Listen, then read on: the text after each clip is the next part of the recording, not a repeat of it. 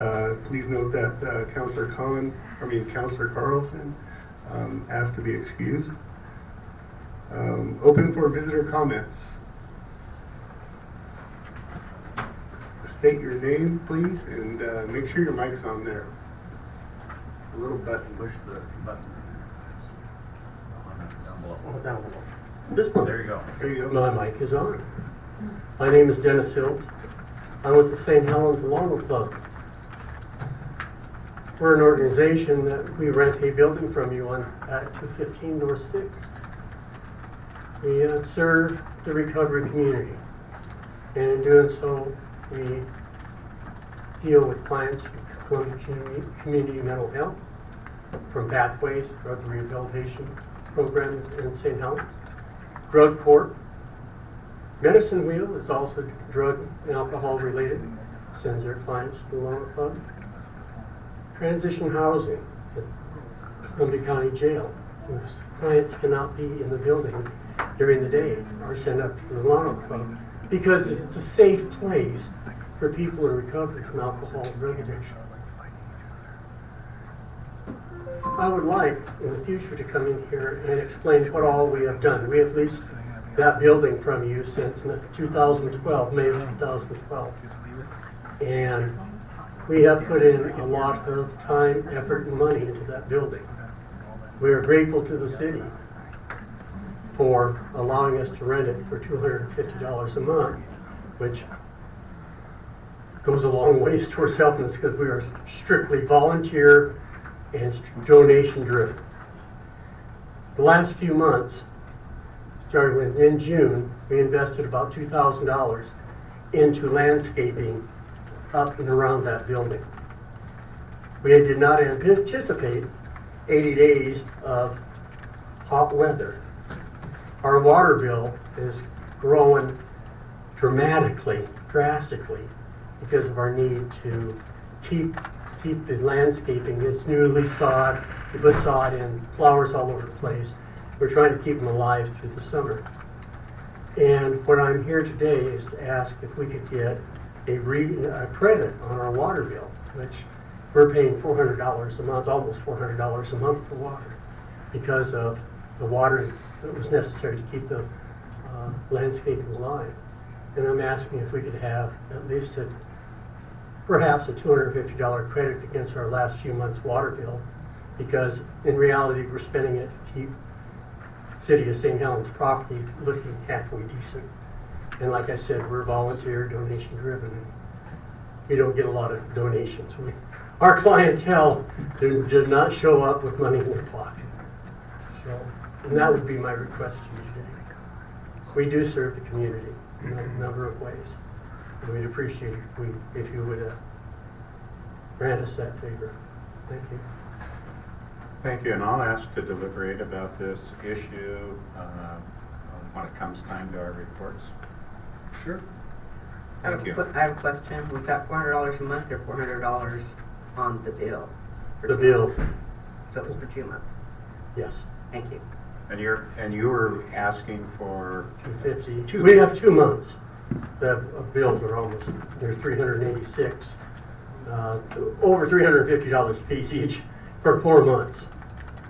I just want to be clear what you're asking specifically for a dollar amount of We're credited against our water bill. We have paid the bills. the dollar amount of. $250. Thank you. Thanks a lot. Thank you, Dennis. Thanks, Dennis. Other visitor comment.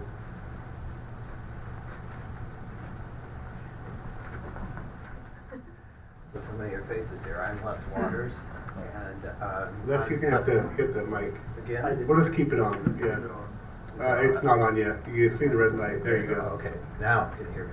Now can you restate your name for the record? Sure. Les Waters, and I'm here because I want to call to your attention an issue regarding North 2nd Street and the development or lack of development, I guess, of what's going on in the area. I know a number of issues have come up, and there's another one coming up on a vacation of First Street down below. And so I've done a little checking, and reviewing, and I just want to be sure that there's a consistent plan of what's going to direct how that area is used. Sorry. As I understand from Sue, it's somewhere in the city plan that that's supposed to be a street that connects the lower area up to Second Street. And I personally don't think that's a very good idea because of diverting all of that traffic for the boaters and all of the things that are happening with development down there with the RV park and things like that onto a residential street.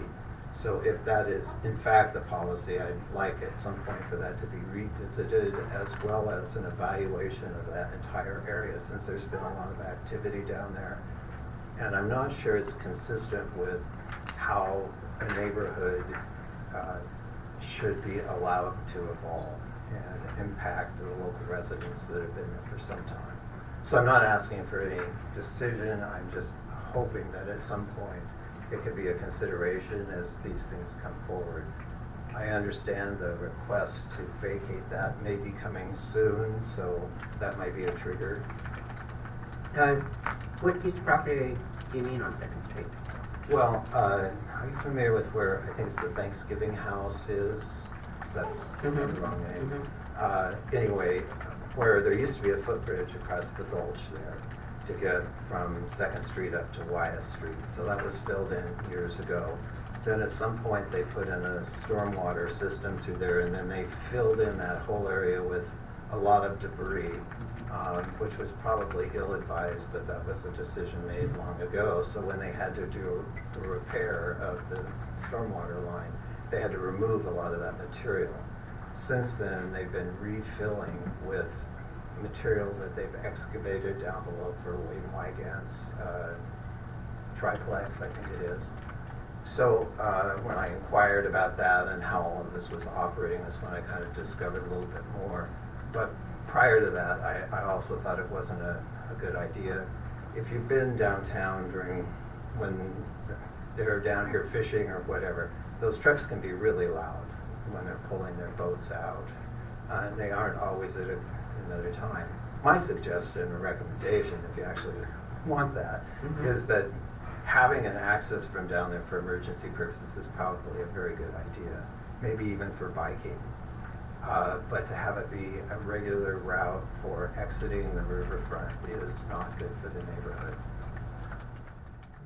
Les, it's very interesting that you're bringing this to the council at this point, and my recommendation is to go to the planning department to see if you can form a committee to study that area, and then that committee can make recommendations to the planning commission, and then the planning commission can make a recommendation to the council.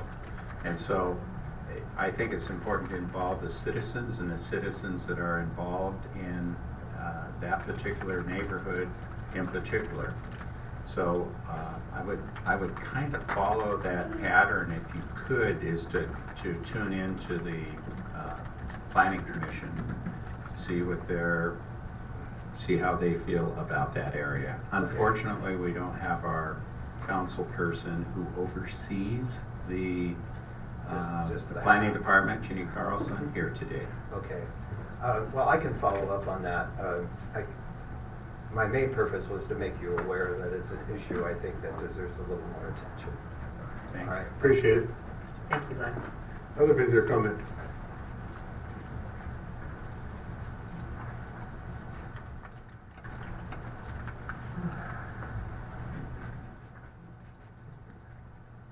Steve Topaz, 360 St. Helens Street. I have some mechanism questions on the soda tax. Need an answer. Who will handle the tax monies, the vendor or the supplier of liquids?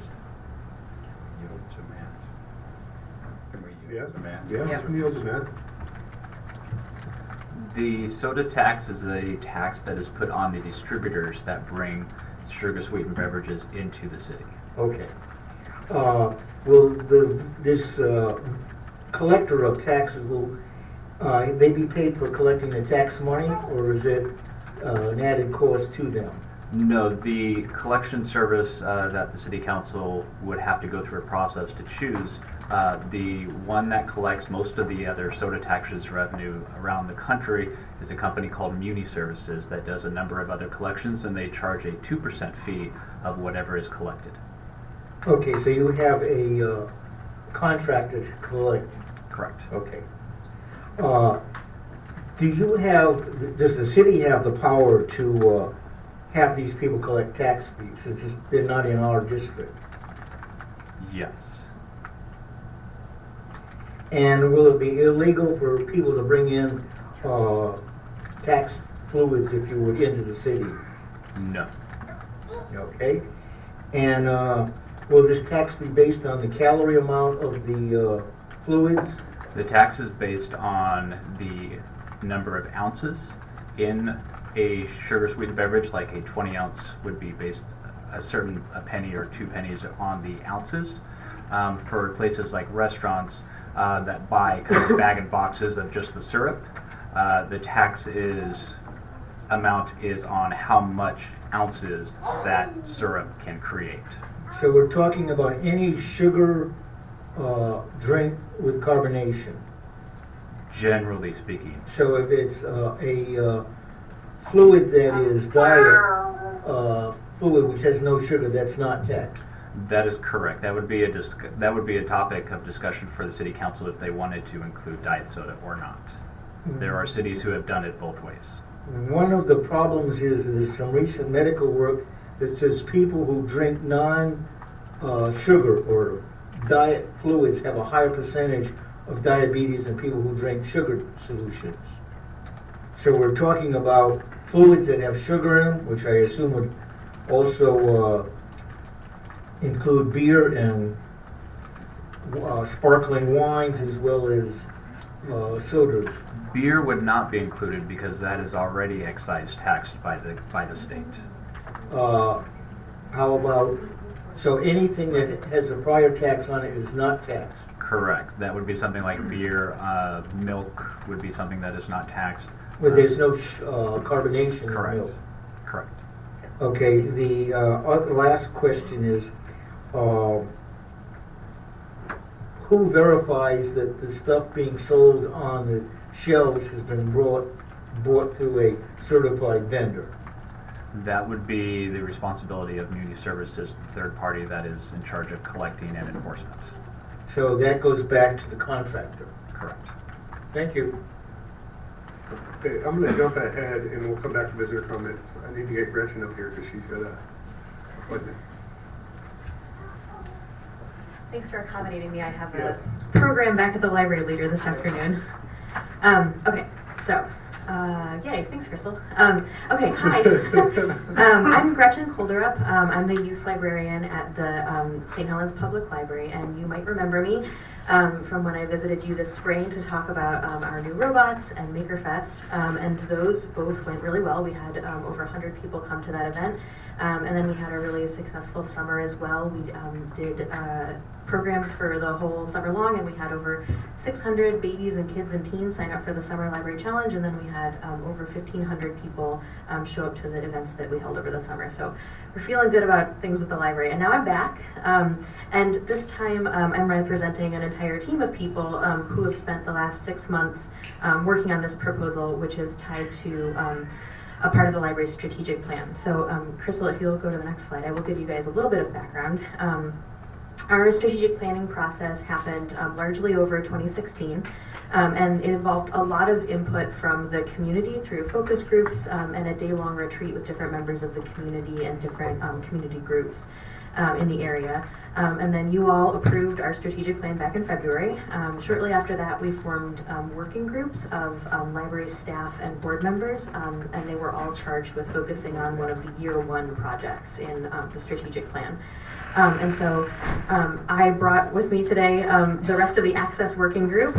So you know Diane Barbie, she's our library technician too. And then we had Marcia Caton, who is one of our board members, and Amanda Heineman, who's also one of our board members. And we all worked together with guidance and feedback from Margaret and then Matt and Susan at different points. to do what we were told to do. So Crystal, can you go to the next slide and then the next slide, sorry. Okay, so we were convened to focus on a specific section of the library strategic plan, which was to evaluate the current fines and fees structure to eliminate unnecessary barriers. So we've done that. We used some different information sources to do what we were charged to do. Obviously, we went to that community feedback from the strategic planning, and that was a big part of what informed what we did. We also did an environmental scan of similar libraries in Oregon that serve a service population that was a little bit bigger and a little bit smaller than ours. And then we analyzed some library data too to bring you all of this. So out of all of that emerged 5 different focus areas. The first one is our non-resident cards. The second one is our overdue fines.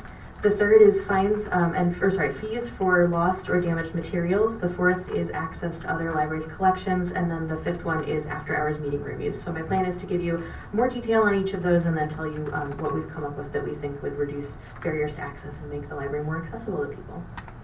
I'm going to do some detail now, and then there's a lot more in the packets that you guys got. So the first one, non-resident cards. Paying $35 all at once can definitely be a hardship for some families. And then there are also people in town for whom paying a yearly resident card fee doesn't necessarily meet their needs. So we have families in town who have access to libraries through their children's schools during the school year, but then during the summer when the schools are closed, they don't have library access. And then there are also people who are in town just seasonally, so we see a lot of them over the summer. And we'd like a way to make non-resident access to the library more appealing to people and reduce this as a barrier to using the library. The second area is overdue fines. These are a barrier to access either because people can rack up enough fines that they don't ever come back and they don't bring their materials back, or in some cases I've heard from families where they just don't use the library at all because they're afraid that they might get fines. The rate on most of our materials is 25 cents a day, and that seems really low, but especially for a family, if they check out a stack of 20 picture books in one day, which obviously we want to encourage, and then they bring them back just 2 days late, that would be overdue fines of $10, and they would be locked out of their account until they got that number under $10. So it can add up really quickly. This was definitely the thing in the community feedback that we got as like the biggest friction point between the library and the community. So our group was really eager to find a way to make that less of a barrier. The third area that we focused on were our lost and damaged item fees. So if you damage a material or some item so badly that we can't circulate it anymore, or if you lose an item.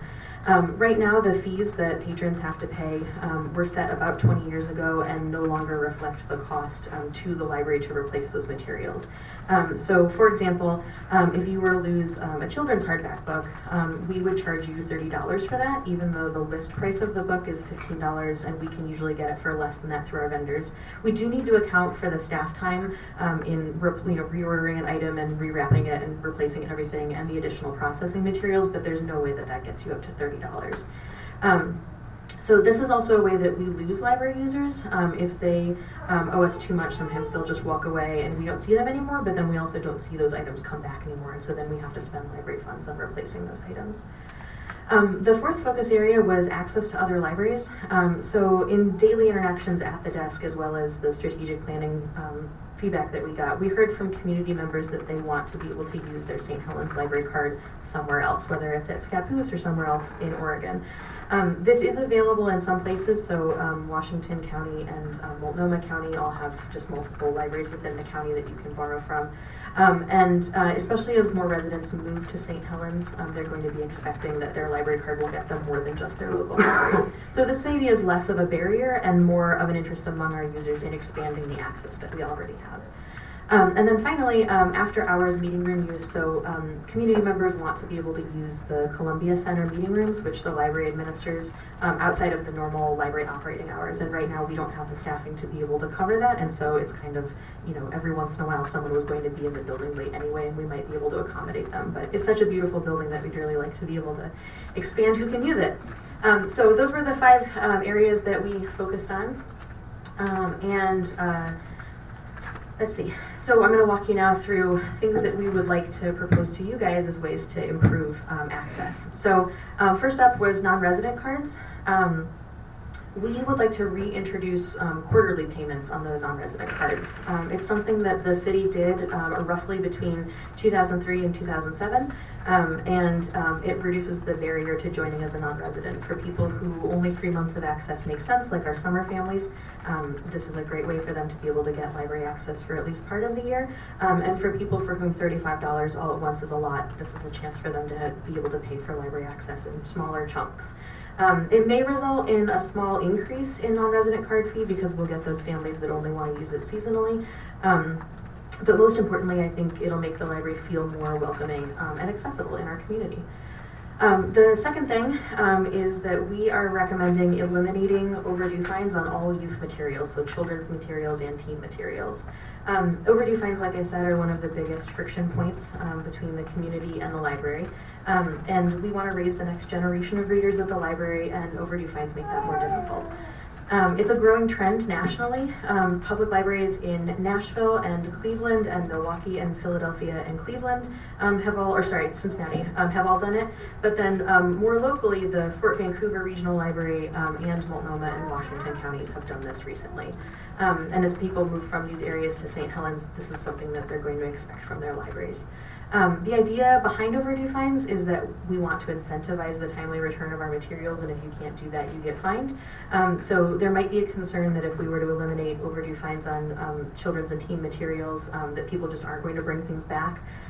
We do still intend to charge people the lost item fee if they keep the material for too long past the due date, so there's definitely still incentive to bring it back. We're just kind of proposing giving them more of a grace period to get it back, because life happens and maybe things come back 2 days late. That doesn't mean you shouldn't be able to use your library card anymore.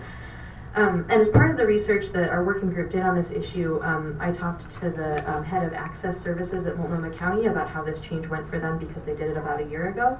And they said that they had an extremely positive response from their patrons, and that it was true that youth materials were being returned a few days later, but they were actually seeing more materials come back. So they had fewer lost items that never came back to the library. And they've also seen an increase in new youth cards issued. So this was something that broke down a barrier to access, and they had more people using the library as a result. There's calculations in our document in your packet that show that this will mean a reduction in revenue, but we also do get a lot of positive things out of it. So more people will be using the library, they'll be using the library more. We're likely to see more of our materials come back overall, which saves us staff time and money in replacing those items.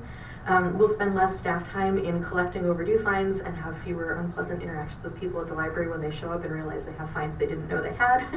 And in general, I think it'll make the library more efficient, and I think our community will think more highly of the library. We'd also like to reduce the fines on most adult materials and the maximum fine per item. So one of the other pieces of research that we did was to look at those other libraries that serve population sizes similar to ours, and there's a chart in your packet that kind of shows how we compare to the two, one smaller than us and the two larger than us, including Scappoose. And our overdue fines are higher than sort of our peer libraries are, so this would just bring us into line with other libraries of our size. Lowering fines does mean a reduction in revenue again, but again, it's a win for public perception of the library, and especially since one of the council goals is to improve our service and deliver excellent customer service and improve community relationships. We think that this is a great way to do that. We also wanted to address those lost and damaged items fees being misrepresentative of what it actually costs us to replace things. So we are proposing bringing the cost or the fee that people pay down to the list price of the item. This is pretty in line with what libraries of other similar sizes do, and I think it's a very justifiable fee to charge somebody is the cost of the item. We can usually get it for less from our vendors, and so there's a buffer built in there that would account for staff time and the materials that are the materials that we have to use to process them. Estimating the financial impact of this one's kind of harder because we don't have good data on what people would have paid versus what they did pay, and it could kind of go up or down. The fees are going to be less, but we might see people who are more willing to pay them if they feel like the fees are fair and not some larger number than they want to see. But either way, again, this is a win for people's perception of the library in the city if we have fees that feel fair. And then, okay, so that was focus areas 1 through 3. Number 4 was accessing other libraries' collections. So there isn't county-wide library service here, but we do have another option, the Oregon Library Passport Program. So the Passport Program allows card holders at one participating library to activate their card at another participating library and borrow from them, sometimes with restrictions. So for example, Scappoose is a passport library, and that means that Scappoose card holders can take their cards to Multnomah County or to Washington County and 155 other counties across the state. Joining the Passport Program would be really great for our residents. We have a really amazing library, but if we join the Passport Program, our card holders would get access for things that it's difficult for us to have or to have at scale. For example, there are resources at academic and medical libraries that we just don't have the funds to be able to purchase and sort of sustain in a responsible way. Hillsborough has what's called the Library of Things, where you can go and check out musical instruments and kitchen tools and cameras and cool things like that. And then Multnomah County has digital resources above and beyond what we have. In return, we would issue free cards to cardholders at other passport libraries, but we can impose limitations on that. So our proposal is to let passport cardholders only check out 5 items at a time and only place 3 holds at a time, and not check out some of our really exciting stuff like cultural passes, and not be able to use digital collections or request interlibrary loans. So we want to make sure that it doesn't wind up being a drain on our system and that our residents get something out of it. It also means that residents of St. Helens who work in another county or who spend the summer near a library that participates, they would have library access during those times. People definitely ask if we're a part of this, and they're disappointed when we're not. So for comparison, within Columbia County, Scappoose and Vernonia are members, but Clatskanie, Rainier, and we are not. It's possible that joining might mean an increased wear and tear on our materials or an increased demand on staff time, but other Oregon Library Passport Program members have not reported that this is overwhelming, and the program has been around for 4 years, so I think a lot of those kinds of kinks have been worked out. We could also choose to join on a 1-year trial basis, and if it's a horrible nightmare, we can pull out, but the Access Working Group thinks that this is definitely more benefit than loss. It's possible that we could see a slight reduction in non-resident card fees, but we also might see an increase in non-resident card fees.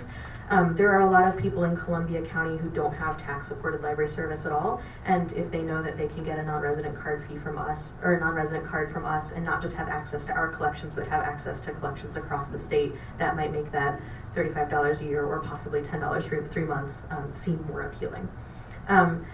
So we're really excited about this, and we hope you'll say yes to that. And then finally, we get back to meeting rooms.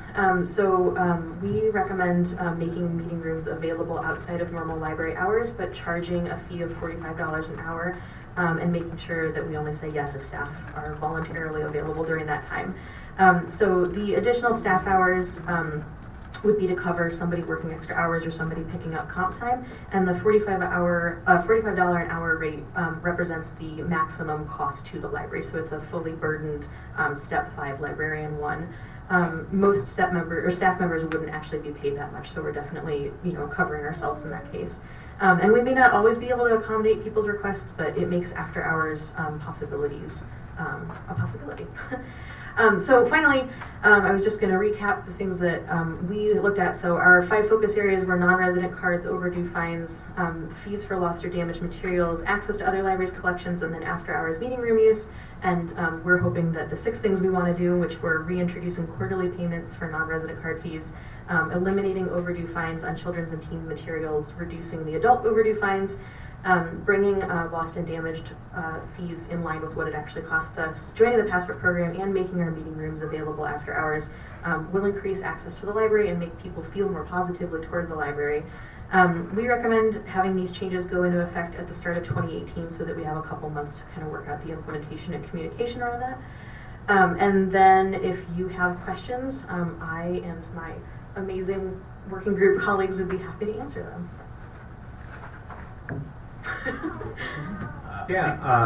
Go ahead, Keith. I think you've done a fantastic job. But, Thank you. One question I have is, Yes. how are we going to monitor this and find out what works and what doesn't work? That's a great question. So the working groups are not going to go away. We're still going to be around, and so we can say that a year from now we can gather some data and see what of this worked and what didn't. And so for all of these, I think we had some pretty specific sense of what the problem was. So I think that we can track those and see if things get better. So we can report on you know, if circulation increased or if we had, you know, more materials come back and fewer lost things have to get paid for, that kind of thing. If you have ideas about data you'd like to see gathered, we can build that into our implementation plan too. Okay. It's good to see that you have nice presentation. Thank you. And it's good to see the staff here as well. So welcome to the council chambers, and hopefully we can be accommodating. But as I went through the 5 areas, Yes. I kept asking myself on each one of those, what's this going to cost? Is this going to cost the city anything financially? Is there any kind of burden that we might, because you touched on the effectiveness and efficiencies and the public perception of the library, those kinds of things. But dollars and cents, is there any negative flow or positive flow or whatever? Sure. So for some of them it's harder to estimate, for some of them it's easier. Our guess is that for non-resident cards we'll see a small increase in revenue because we'll be capturing those people who only want library service for a little while. For overdue fines, there is revenue that we'd be giving up there. It's about $4,300 a year for the children's and teen materials, and then around $1,000 a year for adult overdues. The fees for lost or damaged materials, like I said, that one's hard to estimate because we don't have good comparative data to be able to say, well, this is what we made last year and this is what we would have made, because we just charge that flat fee in a lot of cases. It's possible that we can see some lost revenue, but the total amount that we collect in lost and damaged items on average over the last 5 fiscal years has been about $1,100 a year, and so even if that drops by 20%, that's $235 a year. So that one feels pretty small. And like I said, it's possible that we might see more of those lost items actually getting returned, and so then we would be spending less library money on replacing them. Access to other libraries' collections, if we see a small hit to our non-resident revenue, that is about $6,700 per year. So even if we lost 10% of those, it's $670 a year. But our residents get access to so much more that we wouldn't be able to build. So like, we can't have a library of things that is at the scale that Hillsborough's is. And then after hours meeting room use should result in a net increase in revenue because we're never going to be paying staff members more than we're charging in that hourly fee. Thank you. You're welcome. Do you guys feel that most libraries are going to go to this like universal type library card? It's hard because there are cost considerations and there's logistics and there's taxes and all of that kind of stuff. So I don't know that seeing like county services is something that I would expect to see, but I do see more and more attempts across libraries to do material sharing or to join together in consortia or things like that. And like I said, the Passport program has been growing over 4 years, so at least within Oregon, that's something where we're seeing more of that kind of sharing. I think it's unlikely that we get to a point where like I could use my card at some library in Tennessee, but I think there will be more like regional and statewide attempts at that kind of thing. I used to work at a library in Connecticut, and they have a statewide thing that's sponsored called Connecticard, where if you have a Connecticut library card, you can use it anywhere, even though there's all of these little towns and counties. So I think it's something that we're likely to see more of, not less of. Any other comments? No, and this is Gretchen, by the way. Yeah. This is how she is. Hi. I've talked to her a number of times. She's just like that. Keep up the good work. Well, it's a good job and it's a good community, so thank you very much. Okay, I'm going to come back to visitor comments.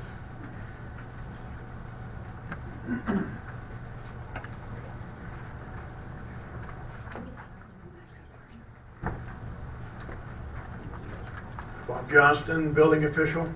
At the last meeting, we were discussing graffiti. The subject of an interpretation or a definition came up. And in the, I found in the municipal code already written in for addressing common term language in chapter 1. Section .04.030, all words and phrases shall be construed according to the common and approved usage of the language unless there's specific code language that needs to be addressed. My suggestion is we remain with that for the definition of graffiti. We've got several definitions through.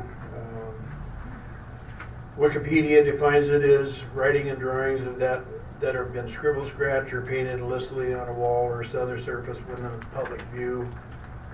Merriam-Webster, Oxford Dictionary all have very similar definitions that we can use, I think, as a definition basis rather than going to the cost and time of adding to the municipal code or another definition that we can already address through common use.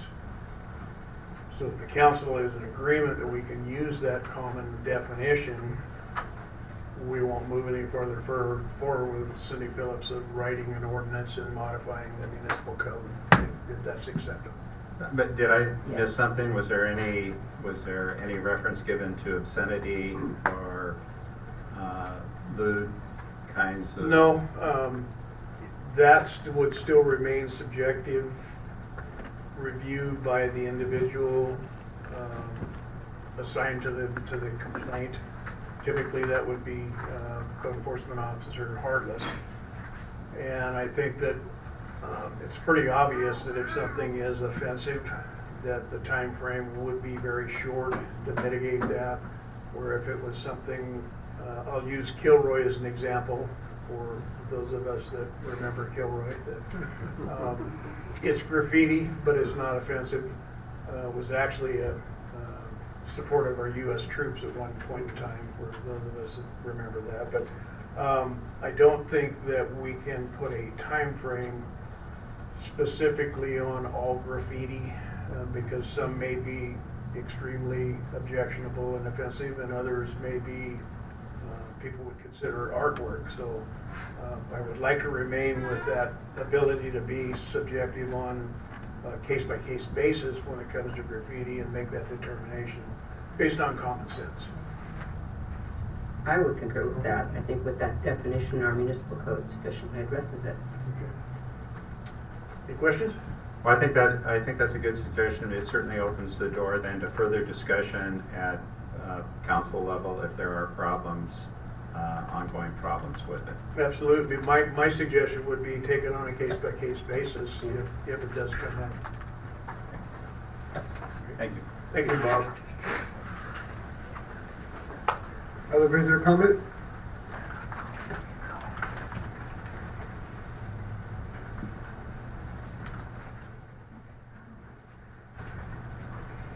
Hi, Kanika Peterson.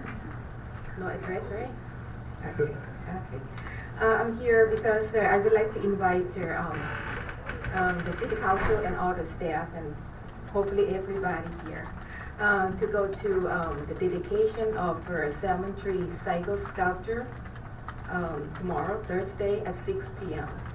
And the event is going to be at the parking lot of the Columbia Veterinary Clinic, which is almost directly opposite side of the sculpture. And the event parking is going to be behind the Dollar Tree store. And why I think it's important for the city official and staff to be there. I don't know if everybody have a clear picture of how hard it is to make this project happen. The value of this project alone is close to $100,000. And the cash that is come out from the city is $35,000 cash. 15 of it come from the Art Commission. That is come in different form. Boise or the tissue, what is that company called? Cascade Tissue, and different and various way. And the 20,000 of it come from the hotel tax, which is a matching fund, which would mean that if the Art Commission raise $100, you guys match $100. If you raise zero, you match zero. So which would mean that in order for us to get that $20,000, we raise $20,000. So for that project, the cash come out of this city, $35,000. Well, if this commission doesn't have assigned staff, unlike the library that you have a troop there, okay, 0. We have a staff that is nice to us, and we beg them to help us, and they love the project and they help us here and there. But we don't have assigned full-time staff supported. But let's say we're going to count the city staff time on this particular project alone.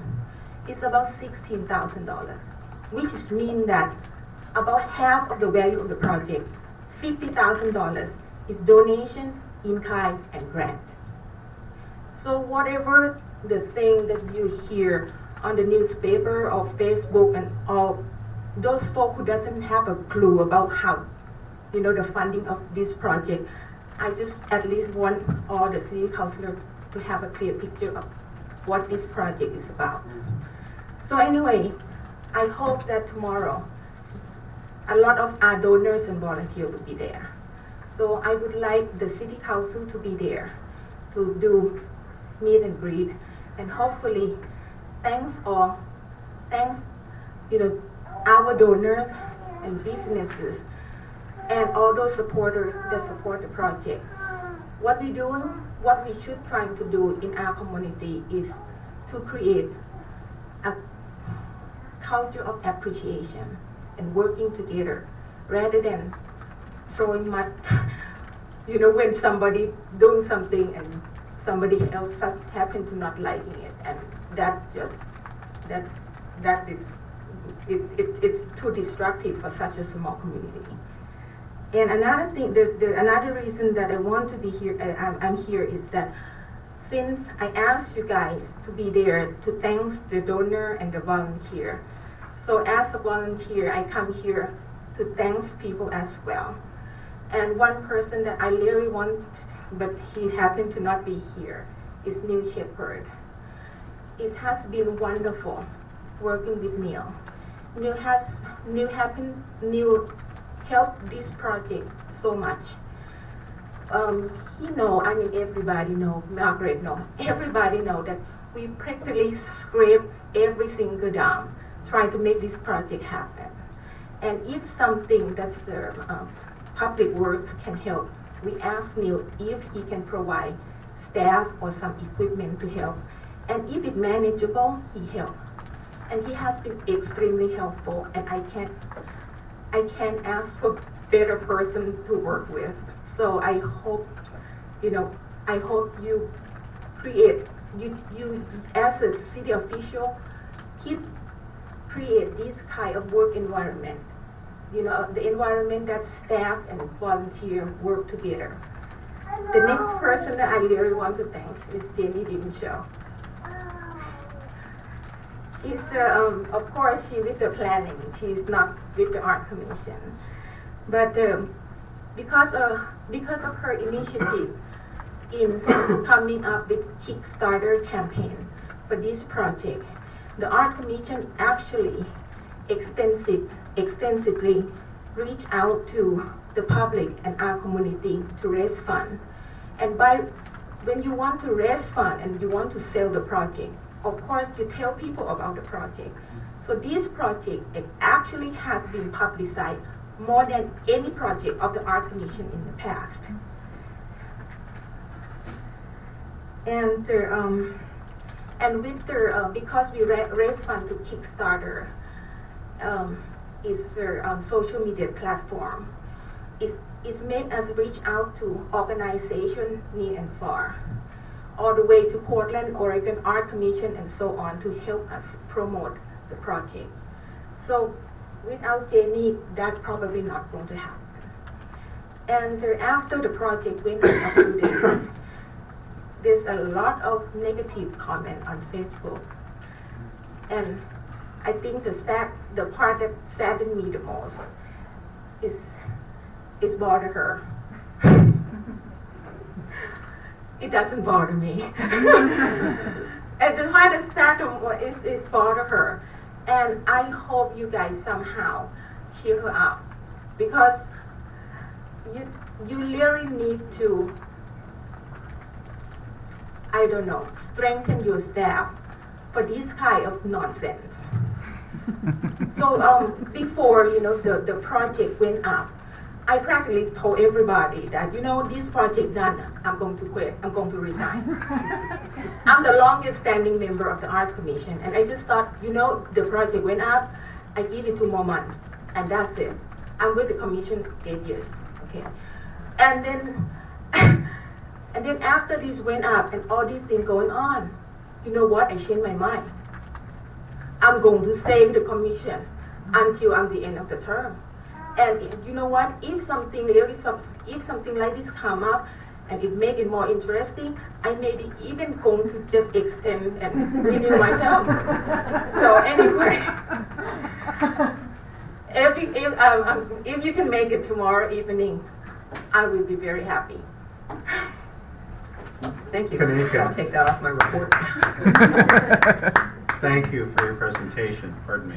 And I'd like to tell you that I'd like to reserve in my report some comments about the sculpture and about your efforts.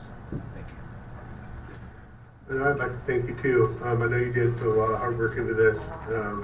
For people who don't understand the story behind it, it's a salmon tree.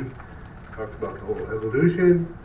I do appreciate it. I understand how it feeds the environment. I love the salmon fish. I catch a lot of fish. I understand it. People haven't researched it. They don't some of us don't understand arts. Let's just put it that way.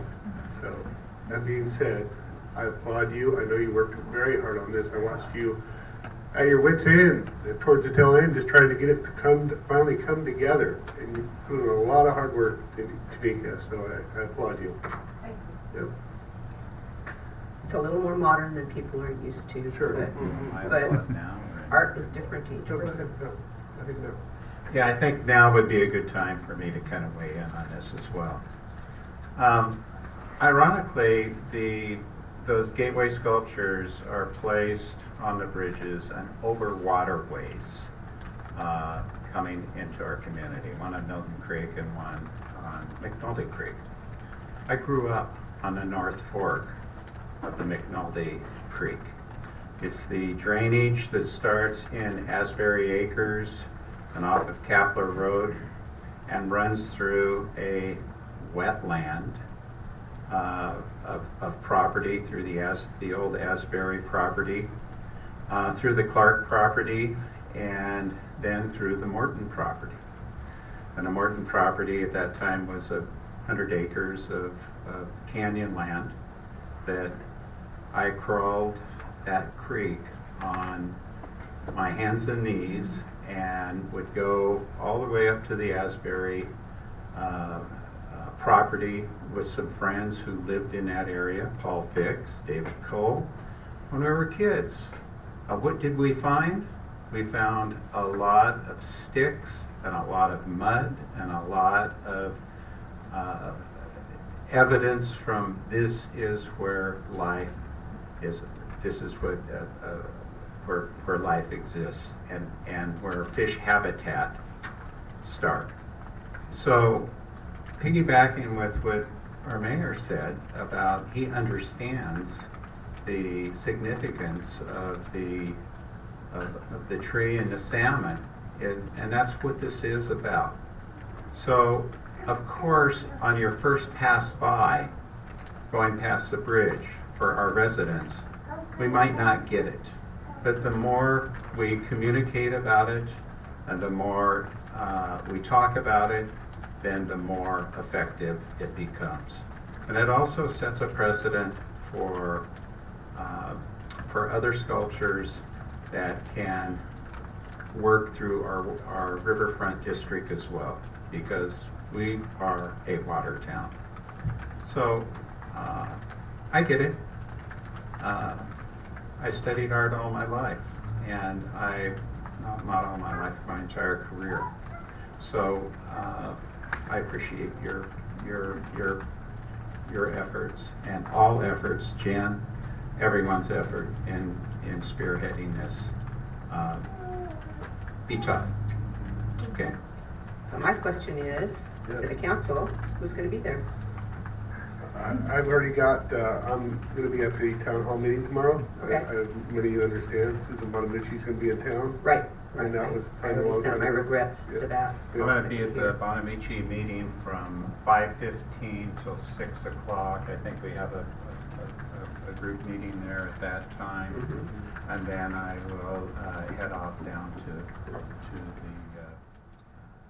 celebration. Pete? I'd love to be at all those, but I have a family issue that I need to take care of. Well, I'm gonna be at the ribbon cutting because I always go to the Bonamici town halls. And this time, you guys are gonna be there. You'll be representing both Thank you. places. Thank you. Okay, any other visitor comments? I'm glad you're staying on the board.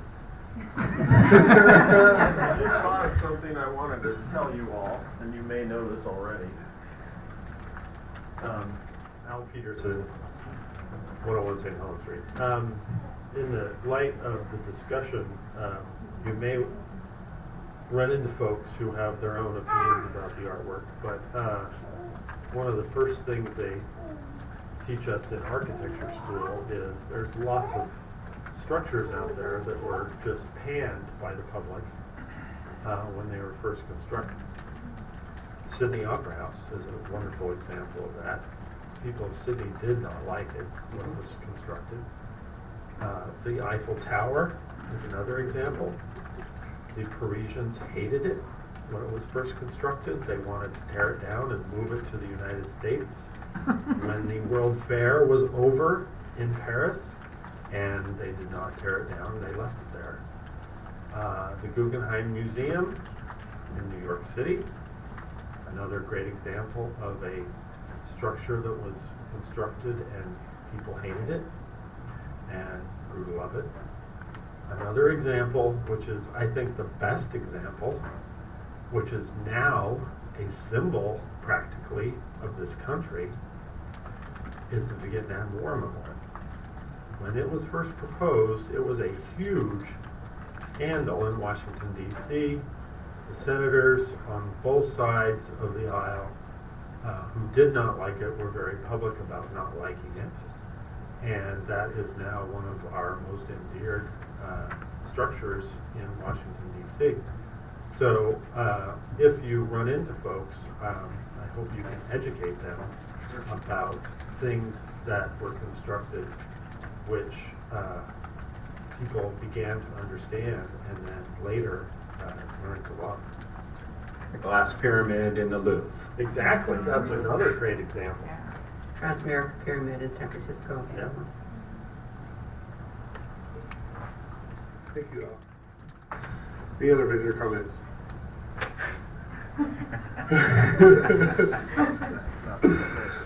Okay.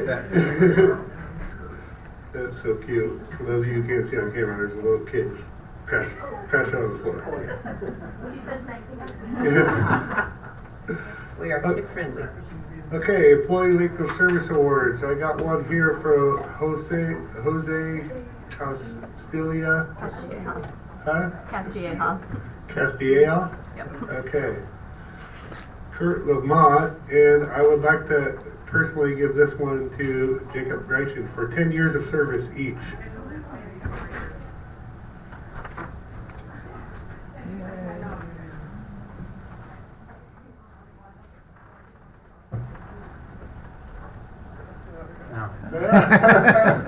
Wrong background. Yeah. There you go. Hold it up high. Smile. You're kind of in an awkward position there. I like that. Yeah. Jacob. Nice shirt. Jacob. Yeah. Shake our hands. Nice work. You stay here. Congratulations. And we'll make sure the other guys get theirs.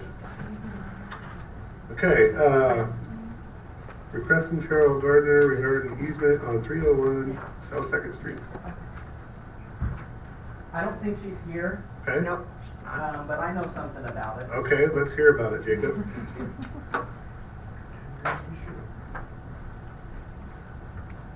So I didn't expect to report. I expected to supplement it. But the issue in question is that fence right there. So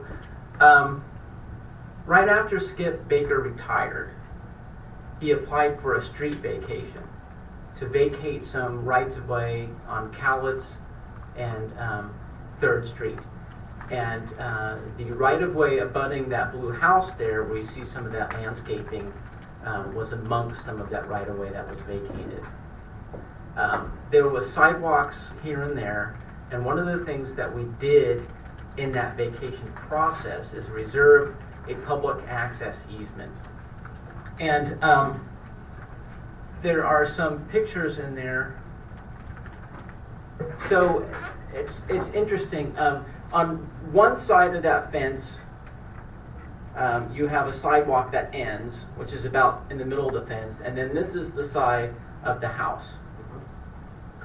And if you go to my memo, which is towards the end, I took some pictures just to help illustrate it more. That's a letter I sent to her, an enforcement letter saying, please remove it. And that's kind of what started this dialogue.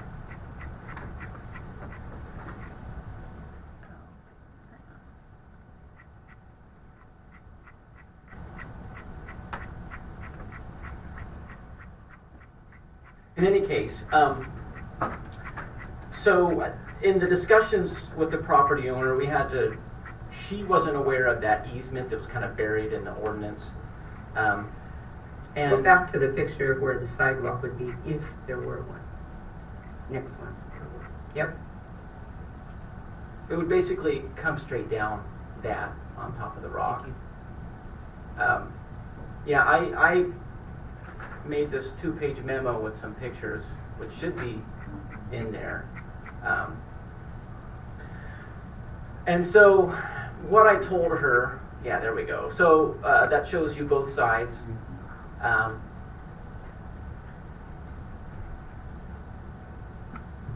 What I told her is, okay, well, let's bring this to the council and see if the council says heck no. If it's a heck no, there's no point in applying for a easement extinguishment. And that's why we don't have a full report, because this is introducing this topic. Tell us a bit about that structure on the bottom photograph that is the stairwell. Did the city put that in, or who put that in? I don't know, but Cheryl put that in. I do not believe it was there. I have pictures of that site when we did the vacation, and it was not there. So it was put, well, it was probably put in after the vacation when the right-of-way easement was in place. And I don't know if that's in 2nd Street right-of-way or not. It may not be. A lot of times the right-of-way is the back of the sidewalks in this neighborhood. So is that stairwell, or is that stairway then linked to the sidewalk path that would be a sidewalk if it went up, was that Cowlitz Street? I think it is Cowlitz. Yes, yeah, it could Okay, connect to so that. if the sidewalk that goes up Cowlitz Street, is that link up with this little stairwell thing? Is that public access? It's currently public access. So in that top picture, if I ran through that fence, I would walk over the basalt cropping, which doesn't have a sidewalk, and then to Down the those stairs, yeah. So And there's I no sidewalk say- in between. Right.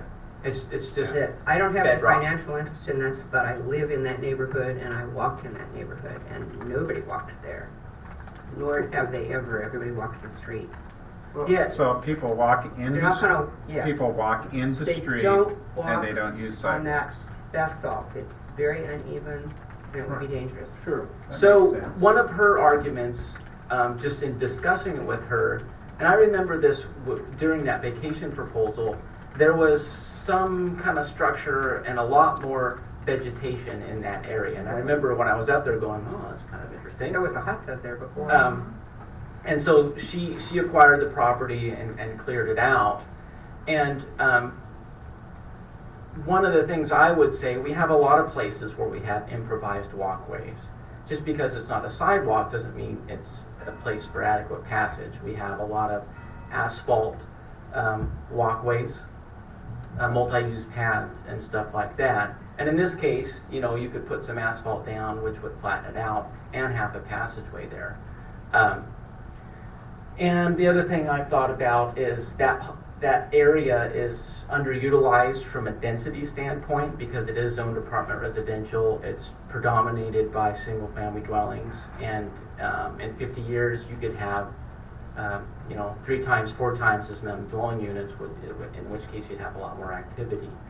And as a planner, whose job it is to look out for public interest, you know, I can't with a clear conscience recommend getting rid of that easement. But this is not a public hearing for that. This is whether or not you would even entertain such an application. Could I suggest that since she has that extra 15 feet, would it not be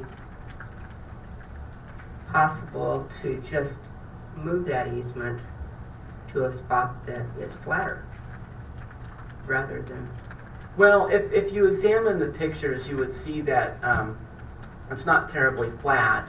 It's really a matter of where is the logical place public passage would go, or do you think the street should be a shared path?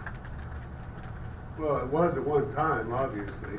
I mean, that's not new concrete there. I see a little patch of new concrete, but the rest of it's old. The sidewalk's been there a long I'm just time. curious of why she put the fence out so far. I mean, that's her house behind it on the picture. Well, she thought she was aware of the vacation, and so she knew it was her property. But the river, that's blocking some of the river view from the street behind. It is doing So that, I'm yeah. curious of why she would do that in the first place. I mean, it's about being courteous to your neighbors. I believe there was some neighborly love that was part of it. Her windows of the bedrooms there are directly in the view of the neighbor, so it was to block that view. Well, I see that, but I certainly don't see that going down on the top photograph there of the image. You know, she could wrap that fence around. If she wants that dividing fence between her and a neighbor, then there's no reason why that can't be a 90-degree and wrap down the property line or on the giving that right of way of the sidewalk a clear passage for the sidewalk if and when that becomes sidewalk. Yeah, and I understand where Doug's coming from, but I'm not even upset with the fence being there right now if nobody else is. But to give the easement up, I mean, there's clearly a sidewalk that went through there at one time, and on this side is old school. Did you look at the outcroppings of rock though? That would be... Yeah, it would require just, they do amazing things with concrete nowadays. Concrete guys know how to pour sidewalks over just about anything. It's a very small lot, and that would be very close to the house. Yeah, Okay, Bob. Mayor? What I told her while Bob's coming up is, well, okay, we can see if you can get the easement extinguished, then you would have an issue, or at the very least, move one panel so there is, you know, a clear shot from that existing sidewalk. Don't go away. I did receive a complaint from the neighbor whose property is in view there of the sidewalk about that fence going up when it went up. Checking with their planners and finding that was a vacated right-of-way, I think is what it was called. There was no legal recourse to have the owner take that fence down, because at that point in time, she had the legal right to do that. The complaint from the next door neighbor was it blocked their view of the river. So there was a complaint lodged. It wasn't formal. It was a phone call. Okay, but can I ask, I've been in that house with the previous owner, and there is a great view out the back of the river, isn't there? Don't know. I've never been in the house. I'm just was I know fielding there's a complaint percentage phone that we call look from. at as far as views being blocked. That's So what that I might wanted be to share. something to explore too. Well, if that's what it hinges on. we thought it was a violation because it's a physical obstruction of public passageway. And that's why I sent her a letter.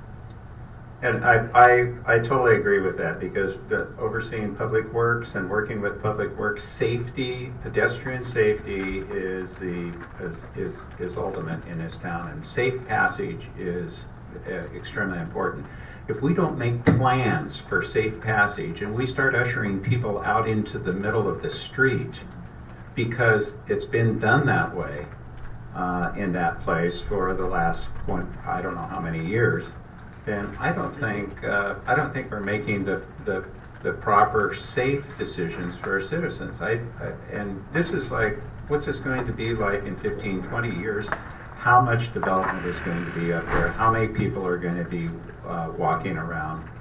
I'm not so sure, but I totally agree with safe passage and sidewalks, especially for kids. Some kids cannot be seen out in the street. They're so small. And sometimes they dress in the same colors that the pavement is. And it's begging for some kind of accidents that could happen, I think. Can I ask a question? I think it's a liability. That the street photograph, how far out into the street does the street vacation go, as far as what's visible to us? You mean from the property line? Yeah, where is the property line? The original property line was pretty close to the house, Okay. from what I gathered, and it goes out approximately to the edge of pavement. So it's not a permanent structure, can't you put up a non-permanent, well, I guess it is a permanent structure, right? But is a fence considered a permanent structure? I would consider it, yeah. But because they've already vacated it, correct? Yeah. I mean, it's already been done deal. Yeah, it was done, but Yeah. over the entire vacated area, there was a public access easement. And so that area has value as far as meeting your yard or setback requirements, lot coverage requirements for building and stuff like that. But if you have an easement, okay, what's the easement for, and what violates the intent of that easement? And unless we were we had wings, or we were like arachnids where we could climb up walls, it is an obstruction of public passage.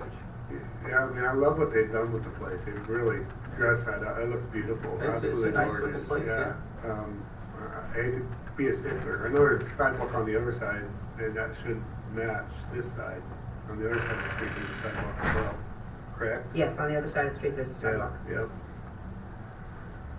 But at this point, if it's a heck no, clearly across the board, then I don't think we should waste our time going through a public hearing and the easement extinguishment. If the council thinks, well, maybe, then we can go. They park down below on this Second Street side, right? They Yes. park on that side. So what's to prevent that fence from being removed by, it looks like maybe 5 or 6 feet to the sidewalk area? I don't think it's that hard. That's something we've talked with the owner about. Is that copacetic with the owner? Well, like I told him, if you have a chance at the easement extinguishment, you can get that extinguished, then it can stay.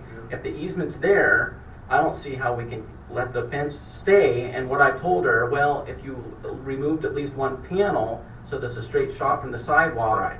What's the big deal in that case? Exactly.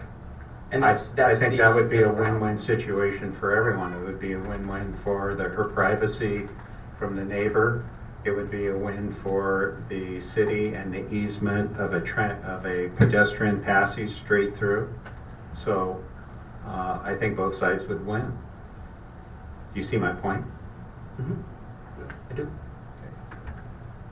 Any other discussion? Okay, you're still on. Let's just keep going with you, Jacob. Okay. I can do my during Oh, my I'm sorry, department. Margaret. I can do it during my department report. Are you sure? Yep. Okay. You're gonna keep going.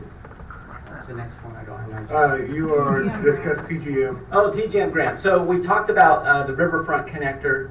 This is a corridor plan, and this is kind of corridor plan part 2. If you remember, a few years ago, we did a corridor plan for US 30 Columbia Boulevard, St. Helens Street, which turned out to be extraordinarily valuable because it provided one of the founding plans for urban renewal and all these efforts, which is pretty cool to see a plan actually have substance and have value.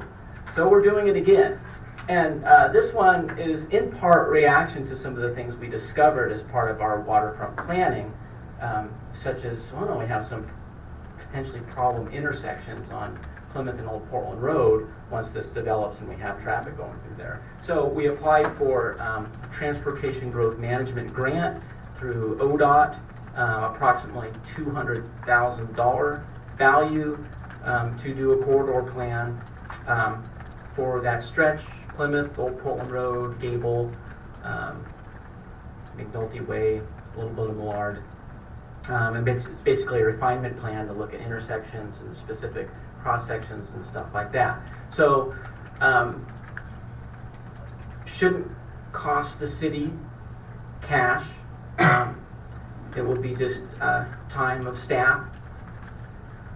And the Citizen Advisory Committee that's a part of this grant requires, well, doesn't require, but it asks for some council representation. I've already talked to Council Carlson as the planning liaison, as the, would be the kind of the first person we look at. She says she's willing to do it. I don't know if another councilor wants to be on that or not. That's something. When is it happening? It starts in October and ends sometime in mid-2018, and there'll be various meetings that happen in between them. I'd definitely like to participate in that. Okay. Yep. So we probably don't want to have more than two No, that'd be fun. council. Yeah. So yeah, okay, that's great. So I just want to introduce it. It's on for mayor's signature tonight, and talk about the Citizen Advisory Committee thing, and we're starting that soon. Good deal. Okay, now review final plat for land partition at 2554 Columbia Boulevard. So this is on for mayor's signature tonight, and the reason I put these on the work session is just so you can understand what's going on. Very simple. We have a land partition where someone takes a property, divides it into 2 or 3 parcels, and usually, at least I looked at several partitions in the past, and we didn't need the mayor's signature. Usually you just need my signature. But when we have right-of-way dedication, we need the city council to accept it.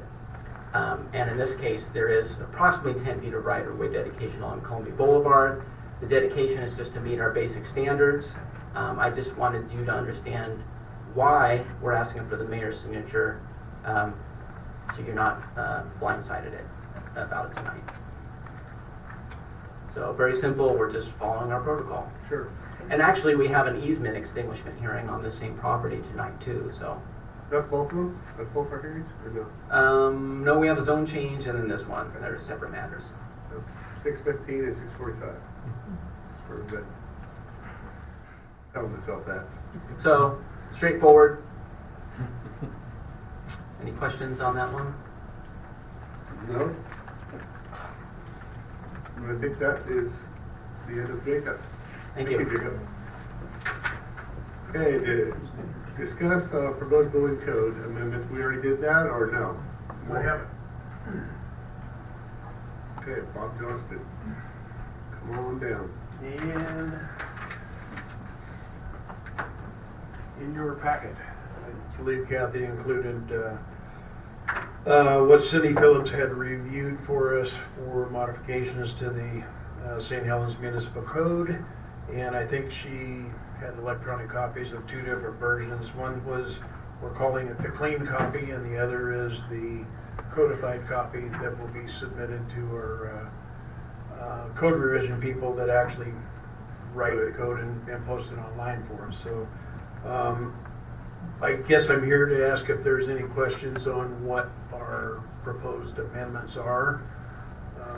In a nutshell, we're bringing the municipal code up to the current, rather than specifically identified years of building code or other codes. We're going to a generic currently adopted by the state language rather than specific years. That's the primary change, not much else. Just a housekeeping cleanup to get us into a current. Some of the codes referenced were 1997 cable codes that no longer exist. So we're trying to just get it into the 21st century and give us something that's sustainable without every time there's a code cycle change and adoption by the state, we don't want to have to come back and rewrite the municipal code to stay current with state code. So this will allow us just to follow state code? Correct. Basically, right, okay. Any I'm questions? good with that. Very good, thank you. Thanks, Bob. Okay, review proposed brand and wayfinding master plan. Jenny? to get that. Okay, awesome. Hi, Hi. I'm Jenny. You all know that. Yes. Crystal's pulling up a presentation. Basically, I'm hoping for adoption in October, but I wanted to have a work session where I just kind of go through the plan's components and give you a chance to offer any suggestions before it goes up for adoption. I know a lot of you have been involved in the open houses related to this, so it shouldn't be new. But there are some major components that haven't been publicly vetted at this point. So I'm hoping that over the next week, this isn't a replacement of going through the actual document. I hope that you'll take some time to actually digest, particularly the sign location plan.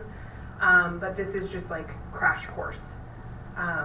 So as we go along, feel free to ask questions. I have a clicker here.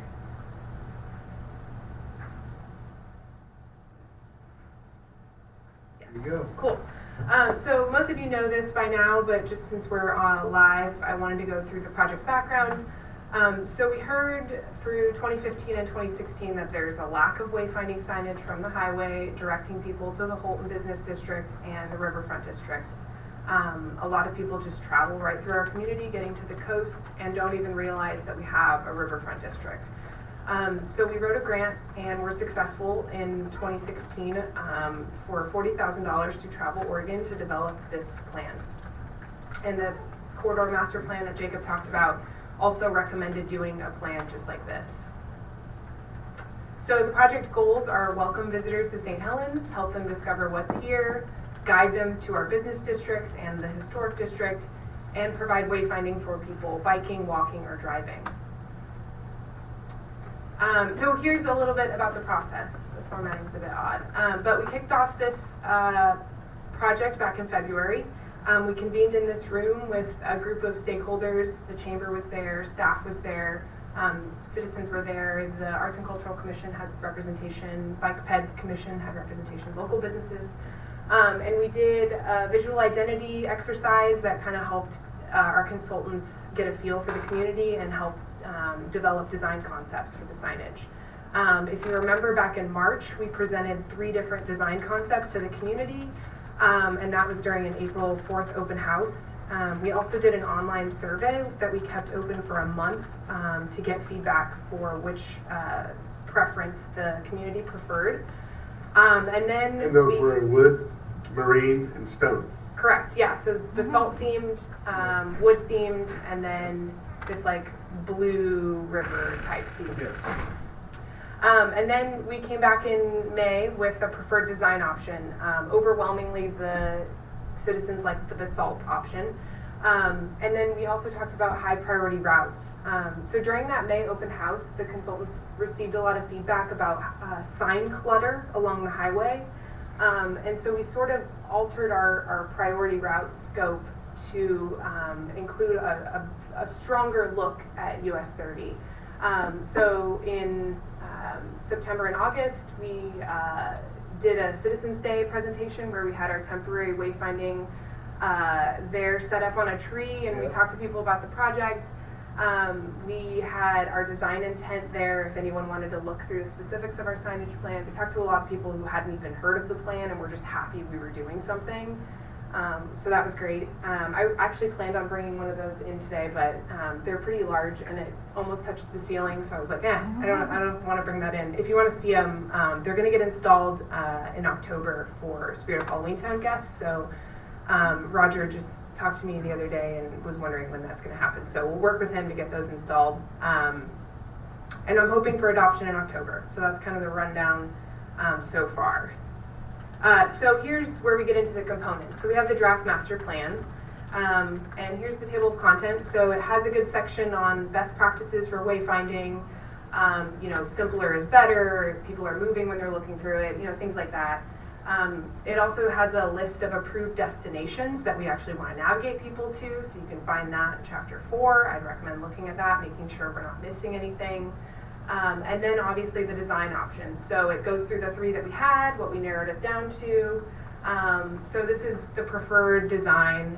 These are just pulled directly from the plan. So we're not going into too much detail here, but I just wanted to show this is the preferred basalt design. One change to note from this, so basically the design intent is informed by this design. So the design intent is a more specific look where it actually sources the hardware, has the typography, the specific Pantone color, which is like the universal color for all hardware and business districts and things like that. So one change is that the yellow hardware on the signs that have the historic poles is actually going to be the color of the pole. We heard feedback that the yellow hardware was a little bit too bright and actually distracted from the sign itself. But on the vehicle, the one on the left, that yellow hardware will stay because we thought it looked better with the wood feel. And then also in this preferred design, we had a gateway design that remained relatively unchanged, and then the highway identity sign. Welcome to St. Helens, the basalt of the earth. A subtitle.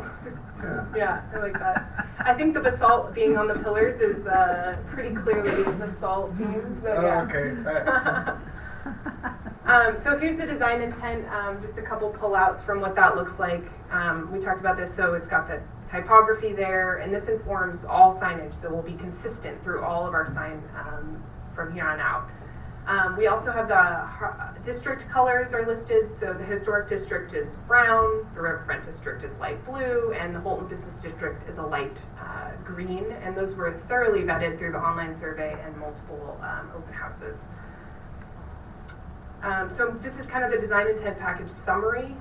You'll notice things look slightly different when you actually start to source the materials. And for each one of those, there's a more detailed design page that looks something like this. There you can see the new hardware color for the actual poles. We tried to make those poles look like the ones out here that look like the lamp posts, so it would be consistent. We also made sure, since we're doing an LED replacement project on our lights, that those could also be sourced for new lights and to have even more consistent feel. For the gateway, one thing I wanted to point out is that that could be sized according to the street width. So right now, it's proposed to go right at the entrance of the Holton Business District, and our consultants suggest kind of narrowing that street width so it's not so pedestrian unfriendly.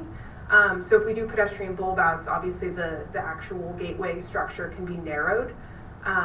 But it's adjustable. So however we decide to do that area, this can accommodate that.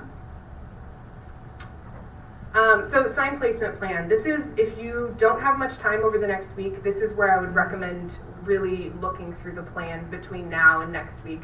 I'm asking for comments by next Wednesday if you have any suggested changes, because I need to get those to the consultants so they can make them in the plan and then go up for adoption. So I know it's kind of a quick turnaround, but such is life. So same sign placement. This is the summary, and this is, just so you know, this has been and will be thoroughly vetted by staff. So it's not like I'm just relying on you guys. Our engineering department, Sue, she's just got back from vacation, so I'll talk to her and make sure that she's cool with this sign placement plan. But so this is the summary of placement. It ties to the map, so there's a suggested sign type, suggested destinations, and then a suggested location, kind of common sense. And then there's this for Highway 30 as well. So our priority routes you can see is the business couplet, so St. Helens Street, all the way down to the Riverfront District, and then Highway 30. I also wanted to note that the TGM scope, so the Gable Road, Old Portland entrance down to our Riverfront District will be addressed. I'm hoping that they will recommend sign locations, knowing that we have this design guide. I think we can just incorporate that into the scope so we can get more routes covered with plans that we've received grants for. Do some of these does some of the signage go off of the boundaries of the city and into the county and into other areas? I'm thinking specifically of possibly Bennett Road, and Millard Road. Yeah, I think for signs that we're going to install with our own money, we would want it to be in city limits. Got it. Yeah, we'd have to work with the county if there's All right. anything else. Oh, Millard's within the urban growth boundary. Yes, yes, yeah. But it is in the Yeah. county, yeah. So on the big sign coming into town, Yep. up the one way up by Emmert, is that what Yeah, we're the talking about, gateway. right? Yes. Would it be at all possible to, and I don't know if we take away from the sign, but that's where we do all our advertisement. Would there be any way to have an electronic type of device, that a reader that could be put on for Like at the Kiwanis Day chamber building or Parade, something? or, yes. So that's where all the signage goes, is where it's proposed, is where, anytime we're doing Kiwanis Day Parade, Right. or anything like that, the PUD or Public Works, I think it's mostly PUD, comes out with a sign. That banner, yeah, you can Yeah. actually see it a little bit in the left photo there. I think you can see a banner off. in I the was just thinking if distance. something was digital, it might take away from the sign. But if Yeah, some- yeah, but I if don't some think was- we'd want to incorporate it into the gateway itself, but, you know, if we wanted to pursue another electronic mean- message board or something. Or we could just do like they do and have places to hook, when we live at St. Helens, Mhm. home of Halloween Town, Spirit of Halloween Town, right below it. When it's October, when it's Mhm. 4th of July. Yeah, it's a highly Independence visible Day, yeah. location. Yeah, I don't know that that would be incorporated into something like this, since this is kind of looking more globally. Because I know but- that's probably where you narrow the road too, would be right where that, they put that, where the lines are. Yeah. That would be Kivlin Building, the Holton Building, and the Sunshine Pizza. Would be a good place for a bump out. Nobody parks there on the one side. Mhm. Yeah, it's definitely something we're not going to rule out. I'm not sure I'd like to see anything that affects the design after we spend so much time designing. Yeah. Design. Yeah. That's why I So the sign placement plan, so for each one of these signs, our consultants developed the physical location of the sign and then a rendering of what that sign looks like. So I think they did, I really like these, it's just worth flipping through if you have time. There's also, if you'll see there, I'm excited about the Chamber of Commerce kiosk installation. And at Columbia View Park, we heard that people, when they get off the docks, want to see a kiosk to orient themselves to the community if they've never been. And then there's also one proposed on the plaza. So if you have suggestions about any of these locations, this is the time to kind of figure that stuff out. So this sign placement plan and the design intent drawings are what we will use to either write further grants to help get them funded or to inform further engineering of the actual sign. So this is not quite engineering level, but almost. So it's a huge step towards getting to that point. And just because Travel Oregon funded our master plan does not mean they will not fund future projects. In fact, they prefer that. So I'm hoping that we will be able to match some grant funds to get at least phase 1 of some signs installed. Down here on the river, I understand the kiosk, but I don't even know if that would be big enough. What about letters on the boulders down there on the bank, St. Helens? So, like, I mean, because you can see, you can see it from Washington. You can't, you see this little town, and you just from that side. like the Hollywood sign You have to for see St. it. Helens. Yeah. Doesn't it say that anymore? It used to Used say to be St. one. Helens on the bank. Really? No, it doesn't say it. Doesn't say it anymore? No. No. Huh. Like on the See, veneer Paul, site, I like on those Yeah, rocks? yeah. Huh. Yeah, that'll be, Interesting. I wanted some photos of what that would be old- right below. Yeah. There must be photos of what it used to be. Yeah, I'd be curious to see those. Most people nowadays know where they're at. They got GPSs. Oh, totally. Yeah. Yeah. So I'd recommend looking through this. And then the last piece of the plan is the US, we're calling it the demo and relocation plan. And that's, like I said, to help reduce sign clutter on the highway, for at least the public signs that we can control. We can't always control the private signs that are kind of grandfathered in and things like that, but we can control our public signs. And there's actually quite a bit that are proposed to be replaced and consolidated. So that's what this long table is. So the green is to stay, the red is removal, and the yellow is replace. So we're proposing quite a bit of consolidation on signs here. So I'd recommend looking through this list. I forgot to note too, I did notice a few changes that are not in this version, but I just want to consolidate all of our revisions and get those to our consultants for adoption. So yeah, please email me if you have any thoughts, or just come to my office, call me, whatever, in the next week. I need those. Questions about this? Do you have Work. Thanks for getting it to us. Good. I still like the basalt of the earth. I like that too. Okay, request to waive fees for Halloween county events. Nice. I could probably take that one. Okay. So, Halloween is upon us. It's the month of October is around the corner, and we're in full on getting ready for a bigger and better event this year. Absolutely. And, Yep. so part of that, there's a lot of administrative aspects to Halloween as far as permitting and concessions agreements and the like, as far as all the groups that come. And as far as the city's desire is for everybody to do well. We want the local business to do well, we want the nonprofits to do well. We want the city to offer us sustainable, financially sustainable costs, recovering our costs, but ensuring that visitors have a safe and enjoyable experience while they're here. So our permits, we typically waive fees for nonprofits, and we have done that in the past. You see that on this list. We didn't even put the city's permit to itself for this event because it just seems like an unnecessary administrative exercise. Yeah.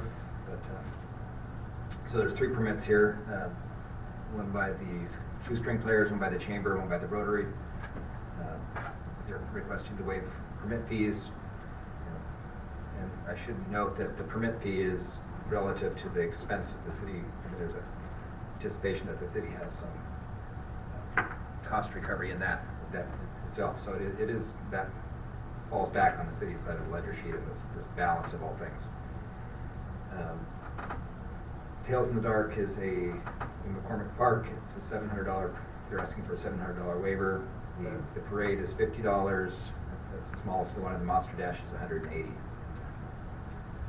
Like I said, we've waived nonprofits in the past, and I wanted to bring that to your attention. It's well under 1,000, so. For sure. Yeah. 300 of it's park reservation, which is in October, probably not a lot of reservations made.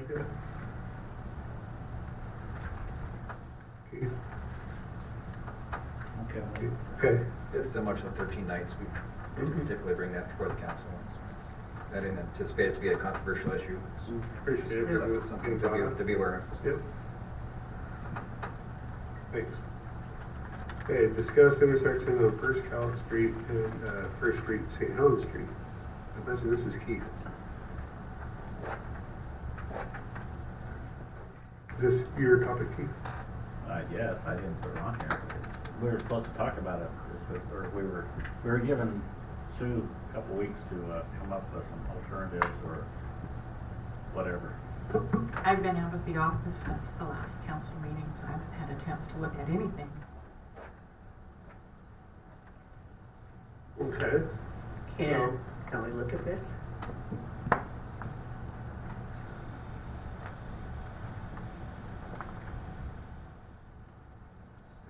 Is that directed to Sue? Yeah, Good I know opportunity that. to hold it over for a while longer. Yes, Yeah. that's what I was thinking. Yeah, Do you have some specific, you have addressed it before on these 2 locations, I think.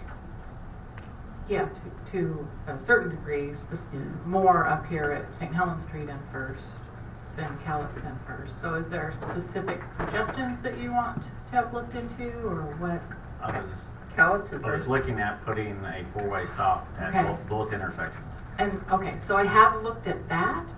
So the requirements for putting in a four-way stop require on the main street that you have a minimum of 800 cars, excuse me, 800 or 300? Oh, excuse me, 300 cars an hour for an 8-hour, solid 8-hour period. And on the minor street coming into that intersection, 200 cars an hour for an 8-hour period, every day of the week. Those are the minimum requirements for putting in a four-way stop. So I don't think we come anywhere close to that. Can we look at planning for that? Because as we develop that waterfront property, the traffic will be increasing. Well, and- that would be something that would be looked at, one of the studies that would be looked at in this upcoming connector plan that Jacob talked about. Can That you is tell the me why we have a three-way stop anyway on Cowlitz and First?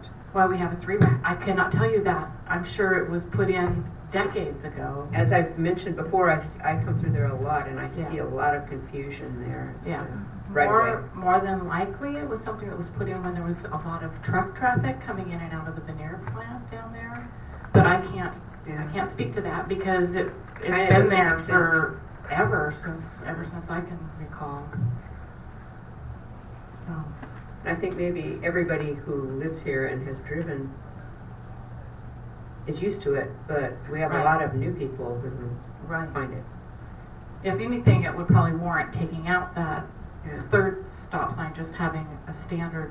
They either stop. think they're supposed to stop because there's a stop sign that they can see coming from the other way, Mhm. or Well, I'd agree with Susan, because when the sawmill was here, there was numerous heavy trucks that would utilize First Street, and they didn't want to stop in front of in the business district and tie up traffic, so they just kept going. And so, I mean, there was no, and that's why, I think, from a historical point of view anyway. at this point, it's kind of odd. Yeah. It is odd, yeah, and if anything, it would be most logical to take out that third stop sign and just have the Cowlitz side stop. I think that would be an improvement too. Yeah, yeah. Okay.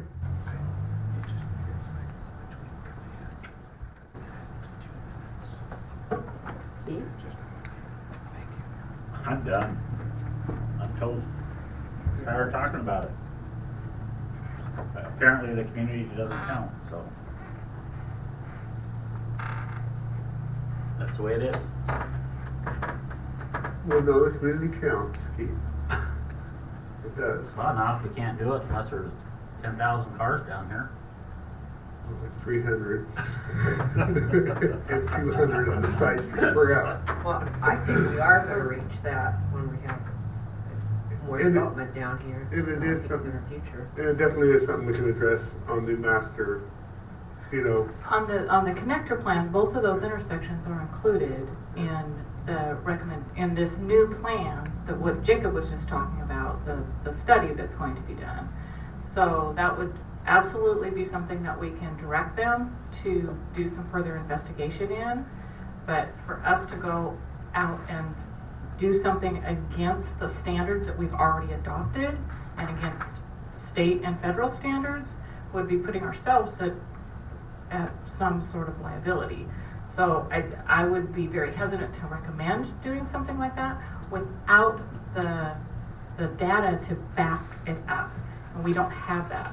There's just, I have read through that one section about multiple directional stops, and nothing down here comes any close to the warrants that requires. so, I could not Only the recommend people that. that are living here that are affected by those intersections, they talk about it on a daily basis. I would not disagree with that at all. So Keith, I talked to, in Public Works, I talked with Sue and Neil, and both, and I especially Sue, because she oversees more of the transportation planning, but she feels that as her job description and what she does as her job as a city engineer, puts her in some type of liability if she goes against those standards. And she feels awkward about saying, oh, yeah, we can do that at this point. Until the Main Street plans and the plans, future plans develop, I have to acknowledge what her feelings that way, in a sense. We certainly don't want her, I think we don't want our staff to feel like they're jeopardized in their decisions that they make. And goes My against- intent wasn't for Sue to make that decision, my intent was for the council to make that decision.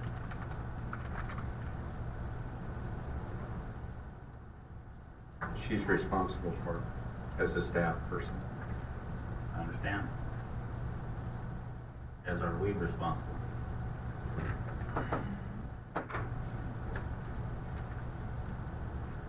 Okay. Department reports.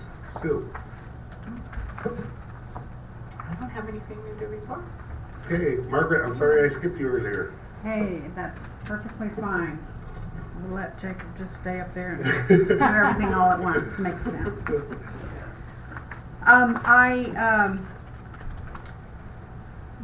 We purposely didn't develop a resolution for the proposed fee changes that Gretchen discussed because we didn't know what the council's questions would be, what actions they might want us to take to look at this any further.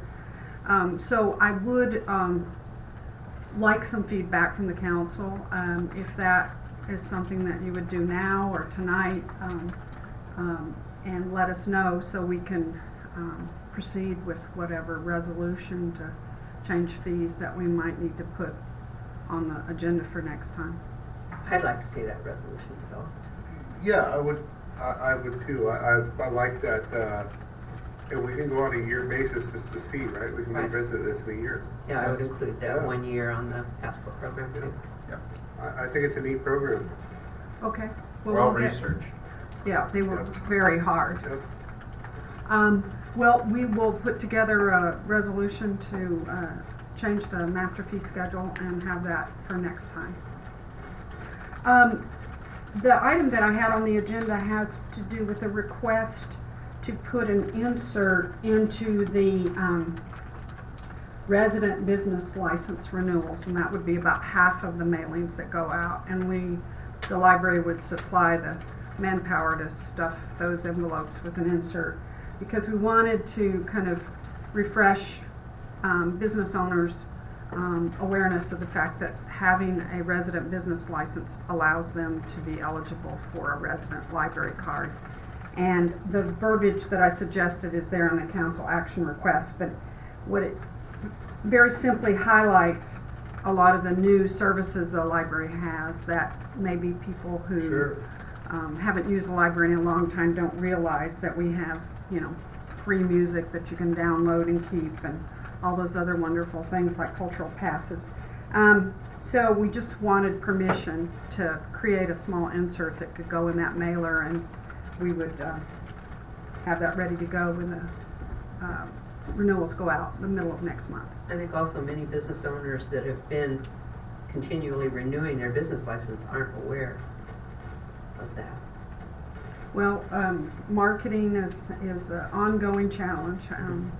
We work at it, but people are always surprised when they learn that the value, even if you have to pay the non-resident fee that is implied in our local property taxes for our residents, it's a great value if you use electronic books and cultural passes and music and all those So other like, things. that being said, marketing, are you guys gonna kick off some sort of campaign, so to speak, for the start of next year to try to inform people of? Well, yes, and I think that a big part of that will also be in advance of the summer reading program. This year, Gretchen went into the schools, and some of the schools actually invited her to come into every classroom and promote the summer reading program. And the results of the participation we saw is a direct reflection of that effort. And so being able to promote that quarterly card would just be a real boon to families, because there are 19, the school district is made up of 19 taxing districts, and the city is only 2 of those 19.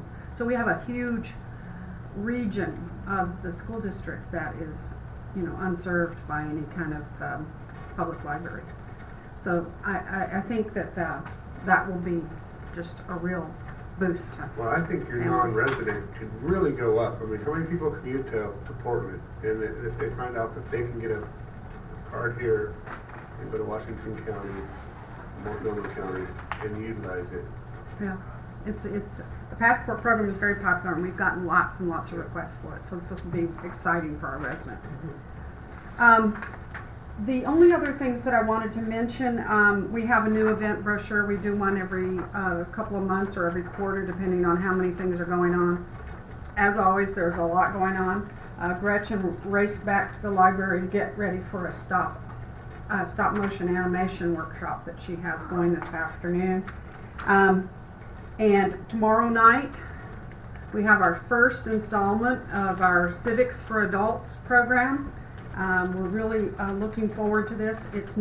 Each of them stands on its own, so if you can't make it tomorrow night, we have 3 more in the next year, February, April, and then next September.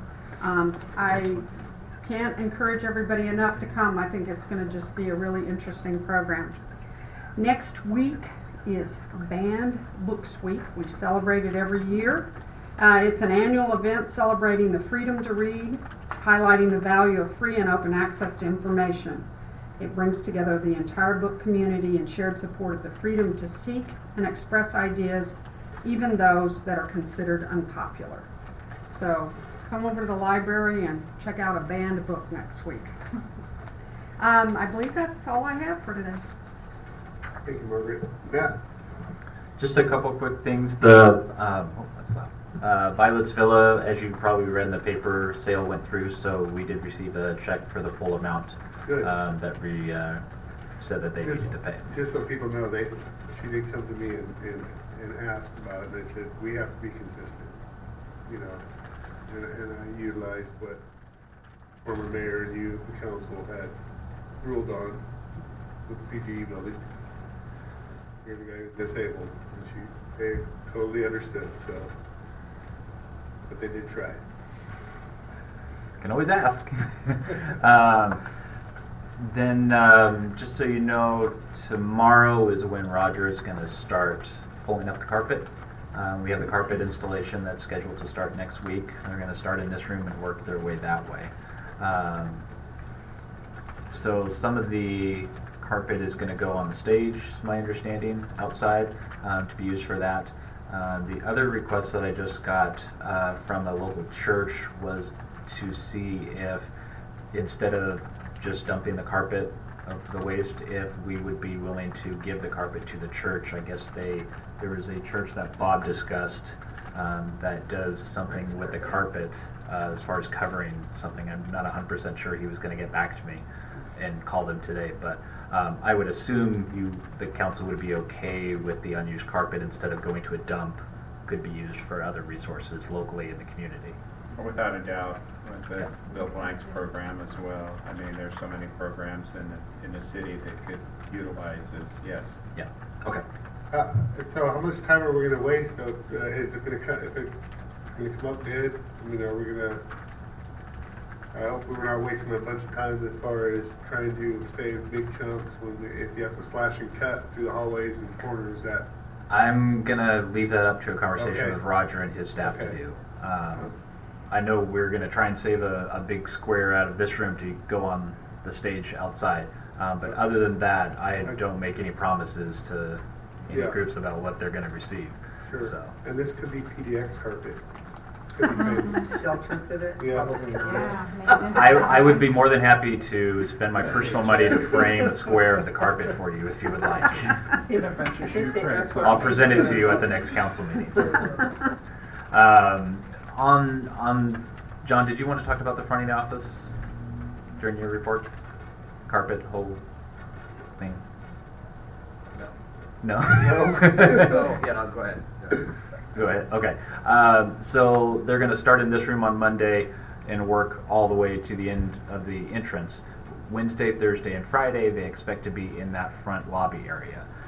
With all the disruptions of that, I'd like to see if it would be okay with the council if we closed City Hall on the front entrance. People would still be able to go on the side and go up the stairs. But closing the front entrance and directing any patrons to the utility billing office, where Heidi will actually be working in the court department because we don't have court on those days. So she'll be utilizing the computer. Bob will be upstairs in the conference room with a laptop. So we'll have people kind of spread around a little bit. It will only be for those 3 days, fingers crossed. But we wanted to just get a general consensus that that would be okay for next Wednesday, Thursday, and Friday. As long as there's clear signage so people can find out where they're supposed to be. Yes. Okay, that's all I have. So we'll probably figure out what that soft spot is in the before everybody felt it. You have never felt it? No. Just as you come out of John's office, go over to Crystal's, right in there. It's all really nice and soft right there. Other than 100-year-old. That's where they did the money.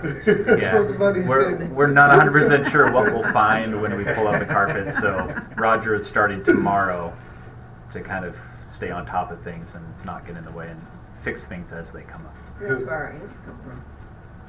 Thanks, Matt. Crystal? I have another video for you guys to take a look at that just came over from Brian Trenchard Smith. One of his PSU students that he's been working with finished another one of the videos. Oh, the second one. Cool.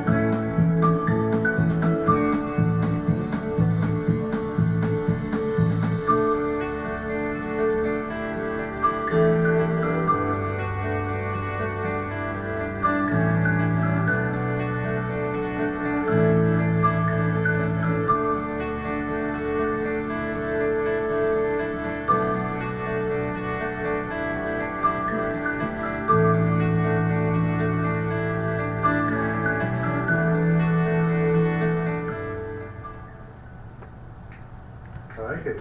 Yeah, nice. I really, really like it. Especially talking to the Parks Commission about the new park area that everybody's familiar with. So maybe the fifth wheel behind the fair building, extending that park. Yeah. The what? Oh, right, Yeah. yes. Oh. It's been talked about apparently before I showed up too. Yeah, and I think, was it last meeting or the meeting before, I shared the park's recommendation that we explore that opportunity to expand in that area. An RV park and a nature park down there, or a day park. Yeah, it's a beautiful park down there. It's been a lot of memories You down spent there. a lot of time. Yeah. Okay. So council reports, Councilor Locke.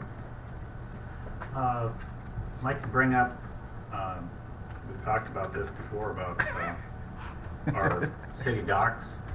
Yeah. That maybe we develop a $2 night fee so that all the boats register.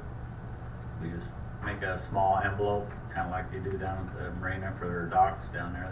They have an envelope that you put your money in, and you rip off a tab and put that on your boat, so they know you have the permit, and, that way, I think it's gonna solve some of the issues we've been having down on the dock. So, Well, would that eliminate our Marine Board funding though in some way, shape or form at all, Sue? I think there's a conflict there. No? No? no, we're allowed $2. We've So- talked to them before about it. Okay. My most recent communication with the Marine Board is that the very minimum requirement is that we have to provide for some day use. Okay. But we can actually limit that day use to wherever we want. The whole docks need to be open for day use, but if what the discussion was is that whether they met that threshold of wanting to stay overnight, that there's a $2 fee you can charge maximum to under MAP funding. But we can require things on this, it's not really a permit, but it is a permit. We can require the boat to be licensed, we can require it to be insured, we can require that there be the contact information posted on the permit, so we know who's there and that it's a legal vessel to be there. So if some of it has to be reserved for day use, how would we designate that? Signage? What do you mean reserved? If some of it has to be open, and some of it can be overnight, is there a separate area that would be for overnight? Or would the whole dock be available for overnight? I would think the whole dock would be available for overnight. Just a question. I mean, if they were permitted. Right. Yeah. Permitted. And I think that would potentially solve a lot of our challenges with enforcement and the like. So we could just do it like, the day use is permitted, but, or do we wouldn't word it that way? They don't need a permit for day use. The dock would say day use only, what I envision is it would say day use only except by permit. Then you have the permit card, and in order to have the permit, either we charge a fee or not, some nominal amount probably isn't a bad idea. And then I think it's have good that idea. required information, As much as we have problems with that electrical down there, I think $2 is a good idea. It's not for lack of trying to correct electrical. I know. Okay, what if we have somebody who wants to stay for 2 nights, and it's overnight, and the whole dock is packed, and there's nothing left for day use, right? It's first come, first serve. I mean, It is Well, first you come, just first said served. that we have to reserve some. We did talk about that scenario where the complete dock would be full. They desired that a recreational boater can come in and make a quick stop and leave, so that we could. Then we really need to designate a space that isn't It available could be, for overnight. have one section of the dock that was day use, maybe on the inside closest to the shore or something. Okay. Just It's an idea, it would take an ordinance change. We'd have to come back with the revised ordinance in order to. the one issue is gonna be with Sand Island docks. That's gonna be the issue, so enforcing stuff. We could still do our parts go over there occasionally, so, but I guess, but at least it would give us a tool if we saw somebody, over there, at least give us a tool to deal with. I agree, I'm not arguing against it, just looking into details. Well, I think it's one form of being able to combat the thievery and the damage to the docks that have been done. It's one way of preventing it, so I would have to agree. Yeah, I like that idea. I mean, it's minuscule. I mean, any place that you go around in the Northwest and you're cruising, and you tie up to any kind of, other than dropping an anchor, and you tie up to some kind of facility, there's always a payment card. It's just that way. Especially as you go up north and into the cruising grounds of Puget Sound and San Juan Islands and any of those. I mean, and that gets spendy. Sure. $2 is pretty minimal. Yeah, yep, but it at least gives us a name and boat numbers to go off of. Yeah. That's what I like. Well, it also gives us, authority, if they don't have a permit, then we can give them a ticket. Yeah. Anything else, Keith? This is for Sue, I guess. There's a light over in the county parking lot right over here. That's, are those county lights, or, I noticed one isn't a LED yet. But they're physically on the county, in the county parking lot, they belong to the county, and we did not replace those. We replaced the ones that were in the public right-of-way, which does go up to their parking lot. But if they were on the physical property of the county, then it wasn't included in the project. And there's still a few, and I don't have the locations, but I think there's like 5 or 6 where they didn't have enough fixtures of the appropriate size to replace, so those have been ordered. I've heard that they've come in, but I haven't heard when they're planning to install them. Can we make a recommendation to the county to align with our standards with the lighting? Could we just make that recommendation to the commission? Or we don't work, we aren't working with the county at all in that way, in that capacity? No, this didn't include lights on private property, this particular program. But I mean, we could request that they switch over, but I'm sure that would, I'm sure that would trigger some sort of a decision on their part, because it would have some capital cost to them. But in the long run, the LEDs are more efficient and would save them. Absolutely, in the long run, they're going to save money. I'll try talking to Casey and see what I can get done over there about that. Just to see. Sure. They're No, it doesn't always hurt at looking all. to save money, so. Yep. And there are incentives for people to change those Yes. lights out as Yeah. well through the PUD. So Yeah. they could absolutely Rebates. contact the PUD and find out what kind of incentives would apply, how many lights that they may have within all of their facilities, because they could look at some of their other larger facilities as well, and it's not only exterior lights, but interior lights and exterior building lights. It's not just street lights or parking lot lights and things like that. So they have excellent programs for assisting with that type of funding. Yeah. Okay, I need to bounce back to John here. Sorry about that, guys. Forgot John. We're gonna get together department report. So earlier this morning, Jennifer Dimshaw and I went down to Salem and gave a presentation for the Regional Trails program, Oregon State Regional Trails. And we sat through a number of presentations, but ours was very well received. It's the only water trail project that was proposed, and the project is a project in Great Cliffs Park that involves making it safer, easier access, non-motorized boat launch. So, it also includes the restroom facilities and some improvements to the parking lot and some things. Very well received, good feedback, a lot better feedback than some of the other proposals that were presented while we were there. So we're hopeful of that project. On the grant front, we're also working through some technical assistance money for EPA to do some additional steps on evaluating the lagoon, or looking at the strategy for evaluating the lagoon. Our $300,000 community-wide assessment grant is a grant that will get kicked off in October, so we're doing some of the groundwork for that, setting out all the administrative piece of that. What that'll allow is individuals, businesses, property owners in the community desiring some environmental phase 1, phase 2 kind of environmental work to know more about their properties will be able to assist with that.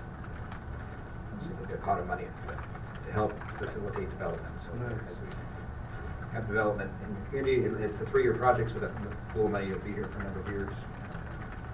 Very excited about that. So you'll notice that this room is looking fresh and bright, new paint and chairs, ceiling tiles are all replaced. Looks great. Carpet will be in pretty soon, and kind of a point of observation maybe. After tripping over this podium for a number of years that I've been here, asked ourselves, why do we have a podium? A lot of other places we go, they have the table up front, and people come and they sit and they address the council. They don't stand at the podium and address the crowd. And, perhaps an experiment that council might be willing to try is to take one of these tables and a couple chairs and a microphone, roll the podium out of here as an experiment to see how that works. Good idea. I see it in a lot of other bodies, and it's working very effectively for school board, county, Everywhere. yeah. I think it's a there's good a calming idea. sense and it directs the communication and Well, it was pointed out to me by someone who's appeared in some of them that it's a lot more comfortable for the person who is speaking to us. Yeah.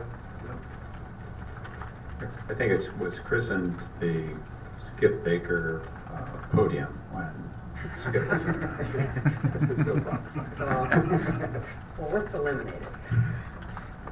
It's the That's barrier. That's all I have. I don't know if we're not going to eliminate it. We're just going to Move Try it. it. We're gonna try it. Yeah. We could try that as early as tonight if you like. Yeah. Let's.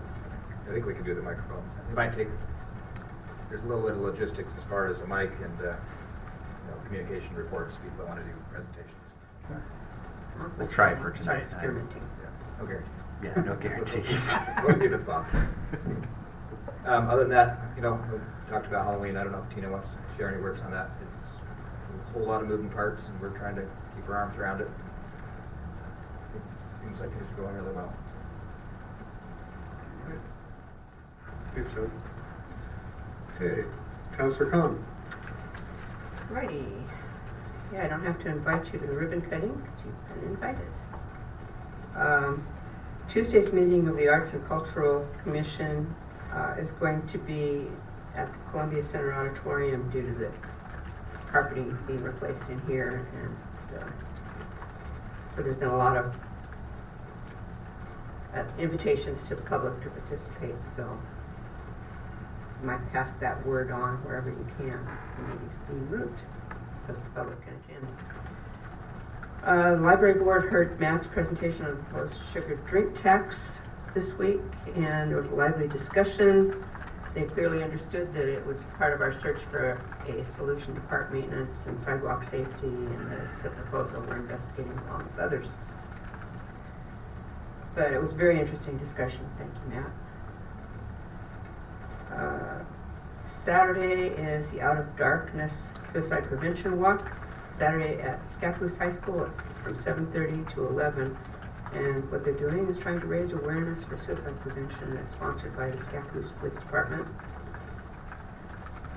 I'd like to second Margaret's invitation to the Civics for Adults. I think it's a great opportunity to encourage critical evaluation of information. They're going to be addressing misinformation, fake news, and political propaganda, which we've all heard.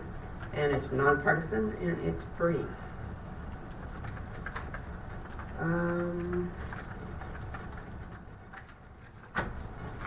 Yesterday I attended an event by Future Connect, PCC's mentorship program, scholarship program. They were celebrating the fact that they've had more investments actually, and they had students speaking from St. Helens High School and Scappoose.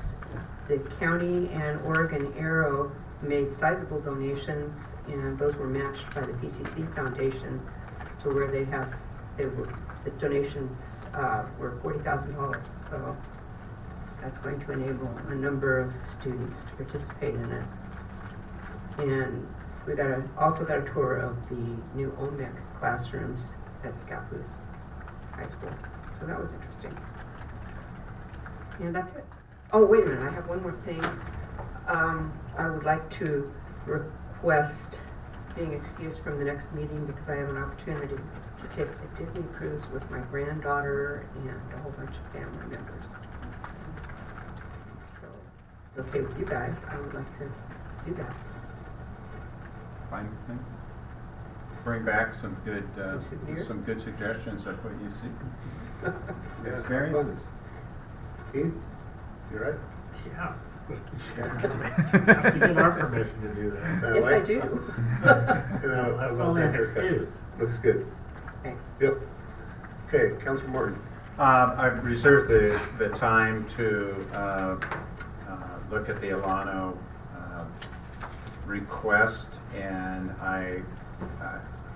I think that was extremely well addressed, and I can't think of a better way to spend some money than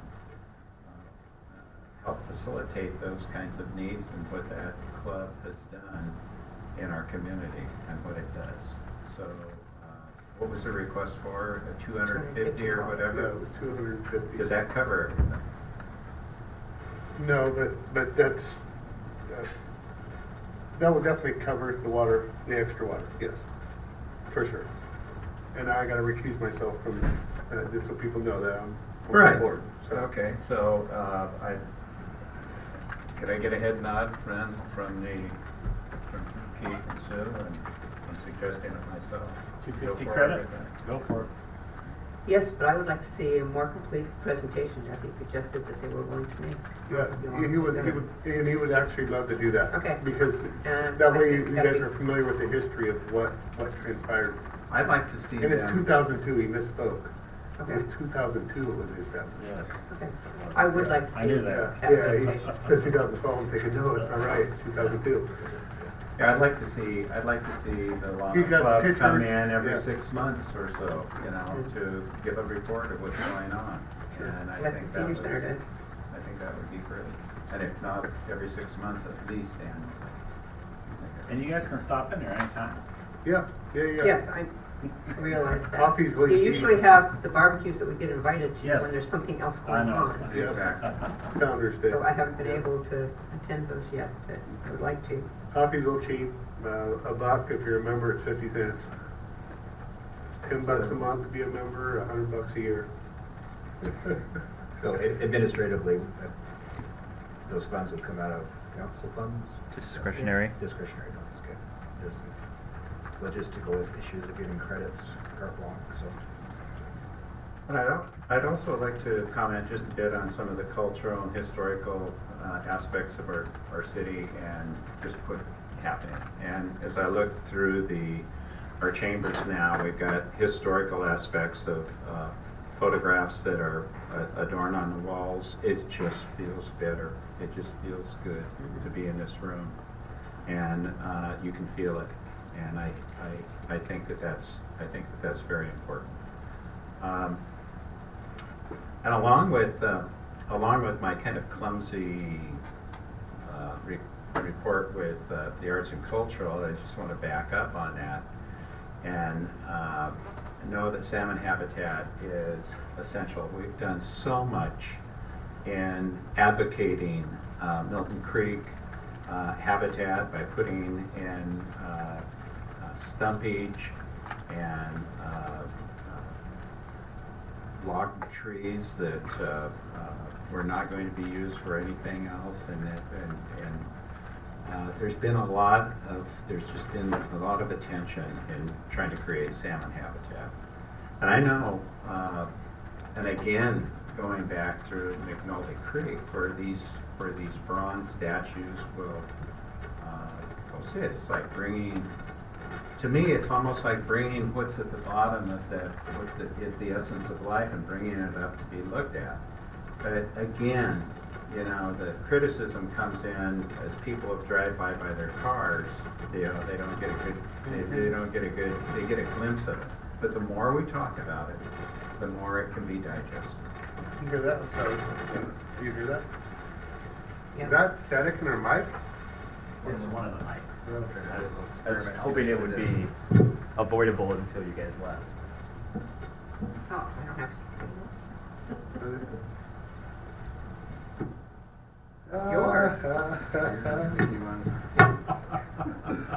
Sorry to interrupt, Doug.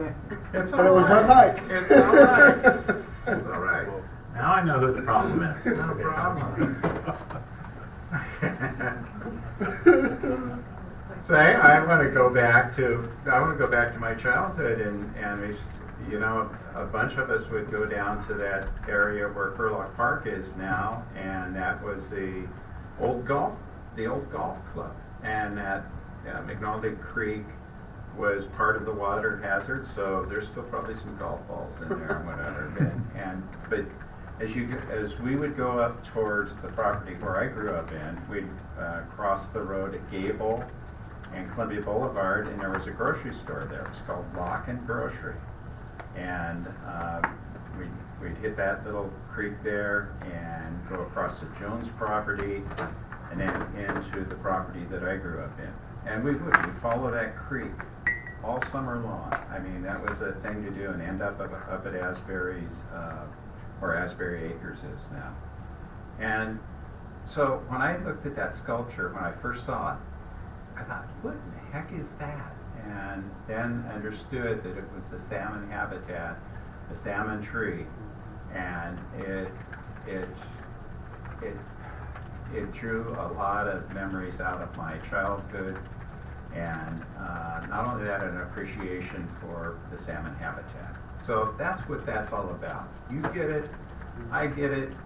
It might not be the most beautiful thing. I mean, if we were all second or third graders, maybe there should have been just a fish up there or something. But that wasn't enough for this artist who did the research and really kind of worked through what she felt was free expression on how she should express that salmon habitat. So there is that. It is free expression, and I have a great sympathy for that. So I can't wait to see what happens as a spin out from this, and what else happens, especially down in our riverfront district and our urban renewal as we go forward. So arts and culture is alive and doing well, and thank you for the looking at the library as well, and how the library is moving forward and keeping pace with our community and other communities across the nation. Well done. Thank you. Can I make an addendum to your discussion about arts and cultural? Because there is a meaning, and some of us get it and have been more involved with it. There will be a sign placed with the explanation. Oh, good. Over on the opposite side of the street, so people will be able to stop on the opposite side of the street where it's safe and read about it. Good. Yeah, I mean, up till a few years ago, they didn't even, to put into a code, there's no building officials here, but you had to leave trees 75 feet or 100 feet from the streams, 75 from the lake, because they knew the significance of the trees and how they supported the bugs that fell in that feed the fish. I mean, it's just a whole cycle. So that's what it's all about, and I would have to agree. Anything else, Doug? No, thank you. Yep. Okay, so I'm looking forward to Halloween. It's going to be a very, very busy month. I've been asked to do a lot of different things. It's going to be a very busy month as far as me trying to do my work, but and do Halloween stuff. And we have a lot of stuff going on. I think we're doing not a retreat, but we're doing a what is that called down there in downtown Portland? Where are we going to? October Conference, the LOC conference. LOC conference, yeah, the Oregon cities, and that's what I was looking for. And I look forward to seeing you two there. I know that you're both going to be there. And go to Mayor Workshop, and I look forward to learning a little bit more about good governance. So this has been a big learning curve for me, and I welcome it, and I'm loving it so far. And I'm just looking forward to October. And Tina's kind of just got a number of things going on. You look at Facebook and you'll see it's really drawn a lot of the different organizations, Shaco, to the Shoestring Players, and the Rotary. Everybody's getting involved, so it's great. It's awesome. Yep. And I have talked to a lot of people out in the community who said they're probably going to participate this year. Yeah? Yeah, Good. I really have. Yep. So that's a good thing. Okay, and that's all I have. So with that, now time to go to executive session. ORS 1926602E, real property transaction. So moved. Second. Okay. Okay, motion's been made and seconded to go into executive session ORS 192-6602E. All in favor? Aye. Aye. Opposed? Okay, we're gonna take a quick break and then we'll be right back.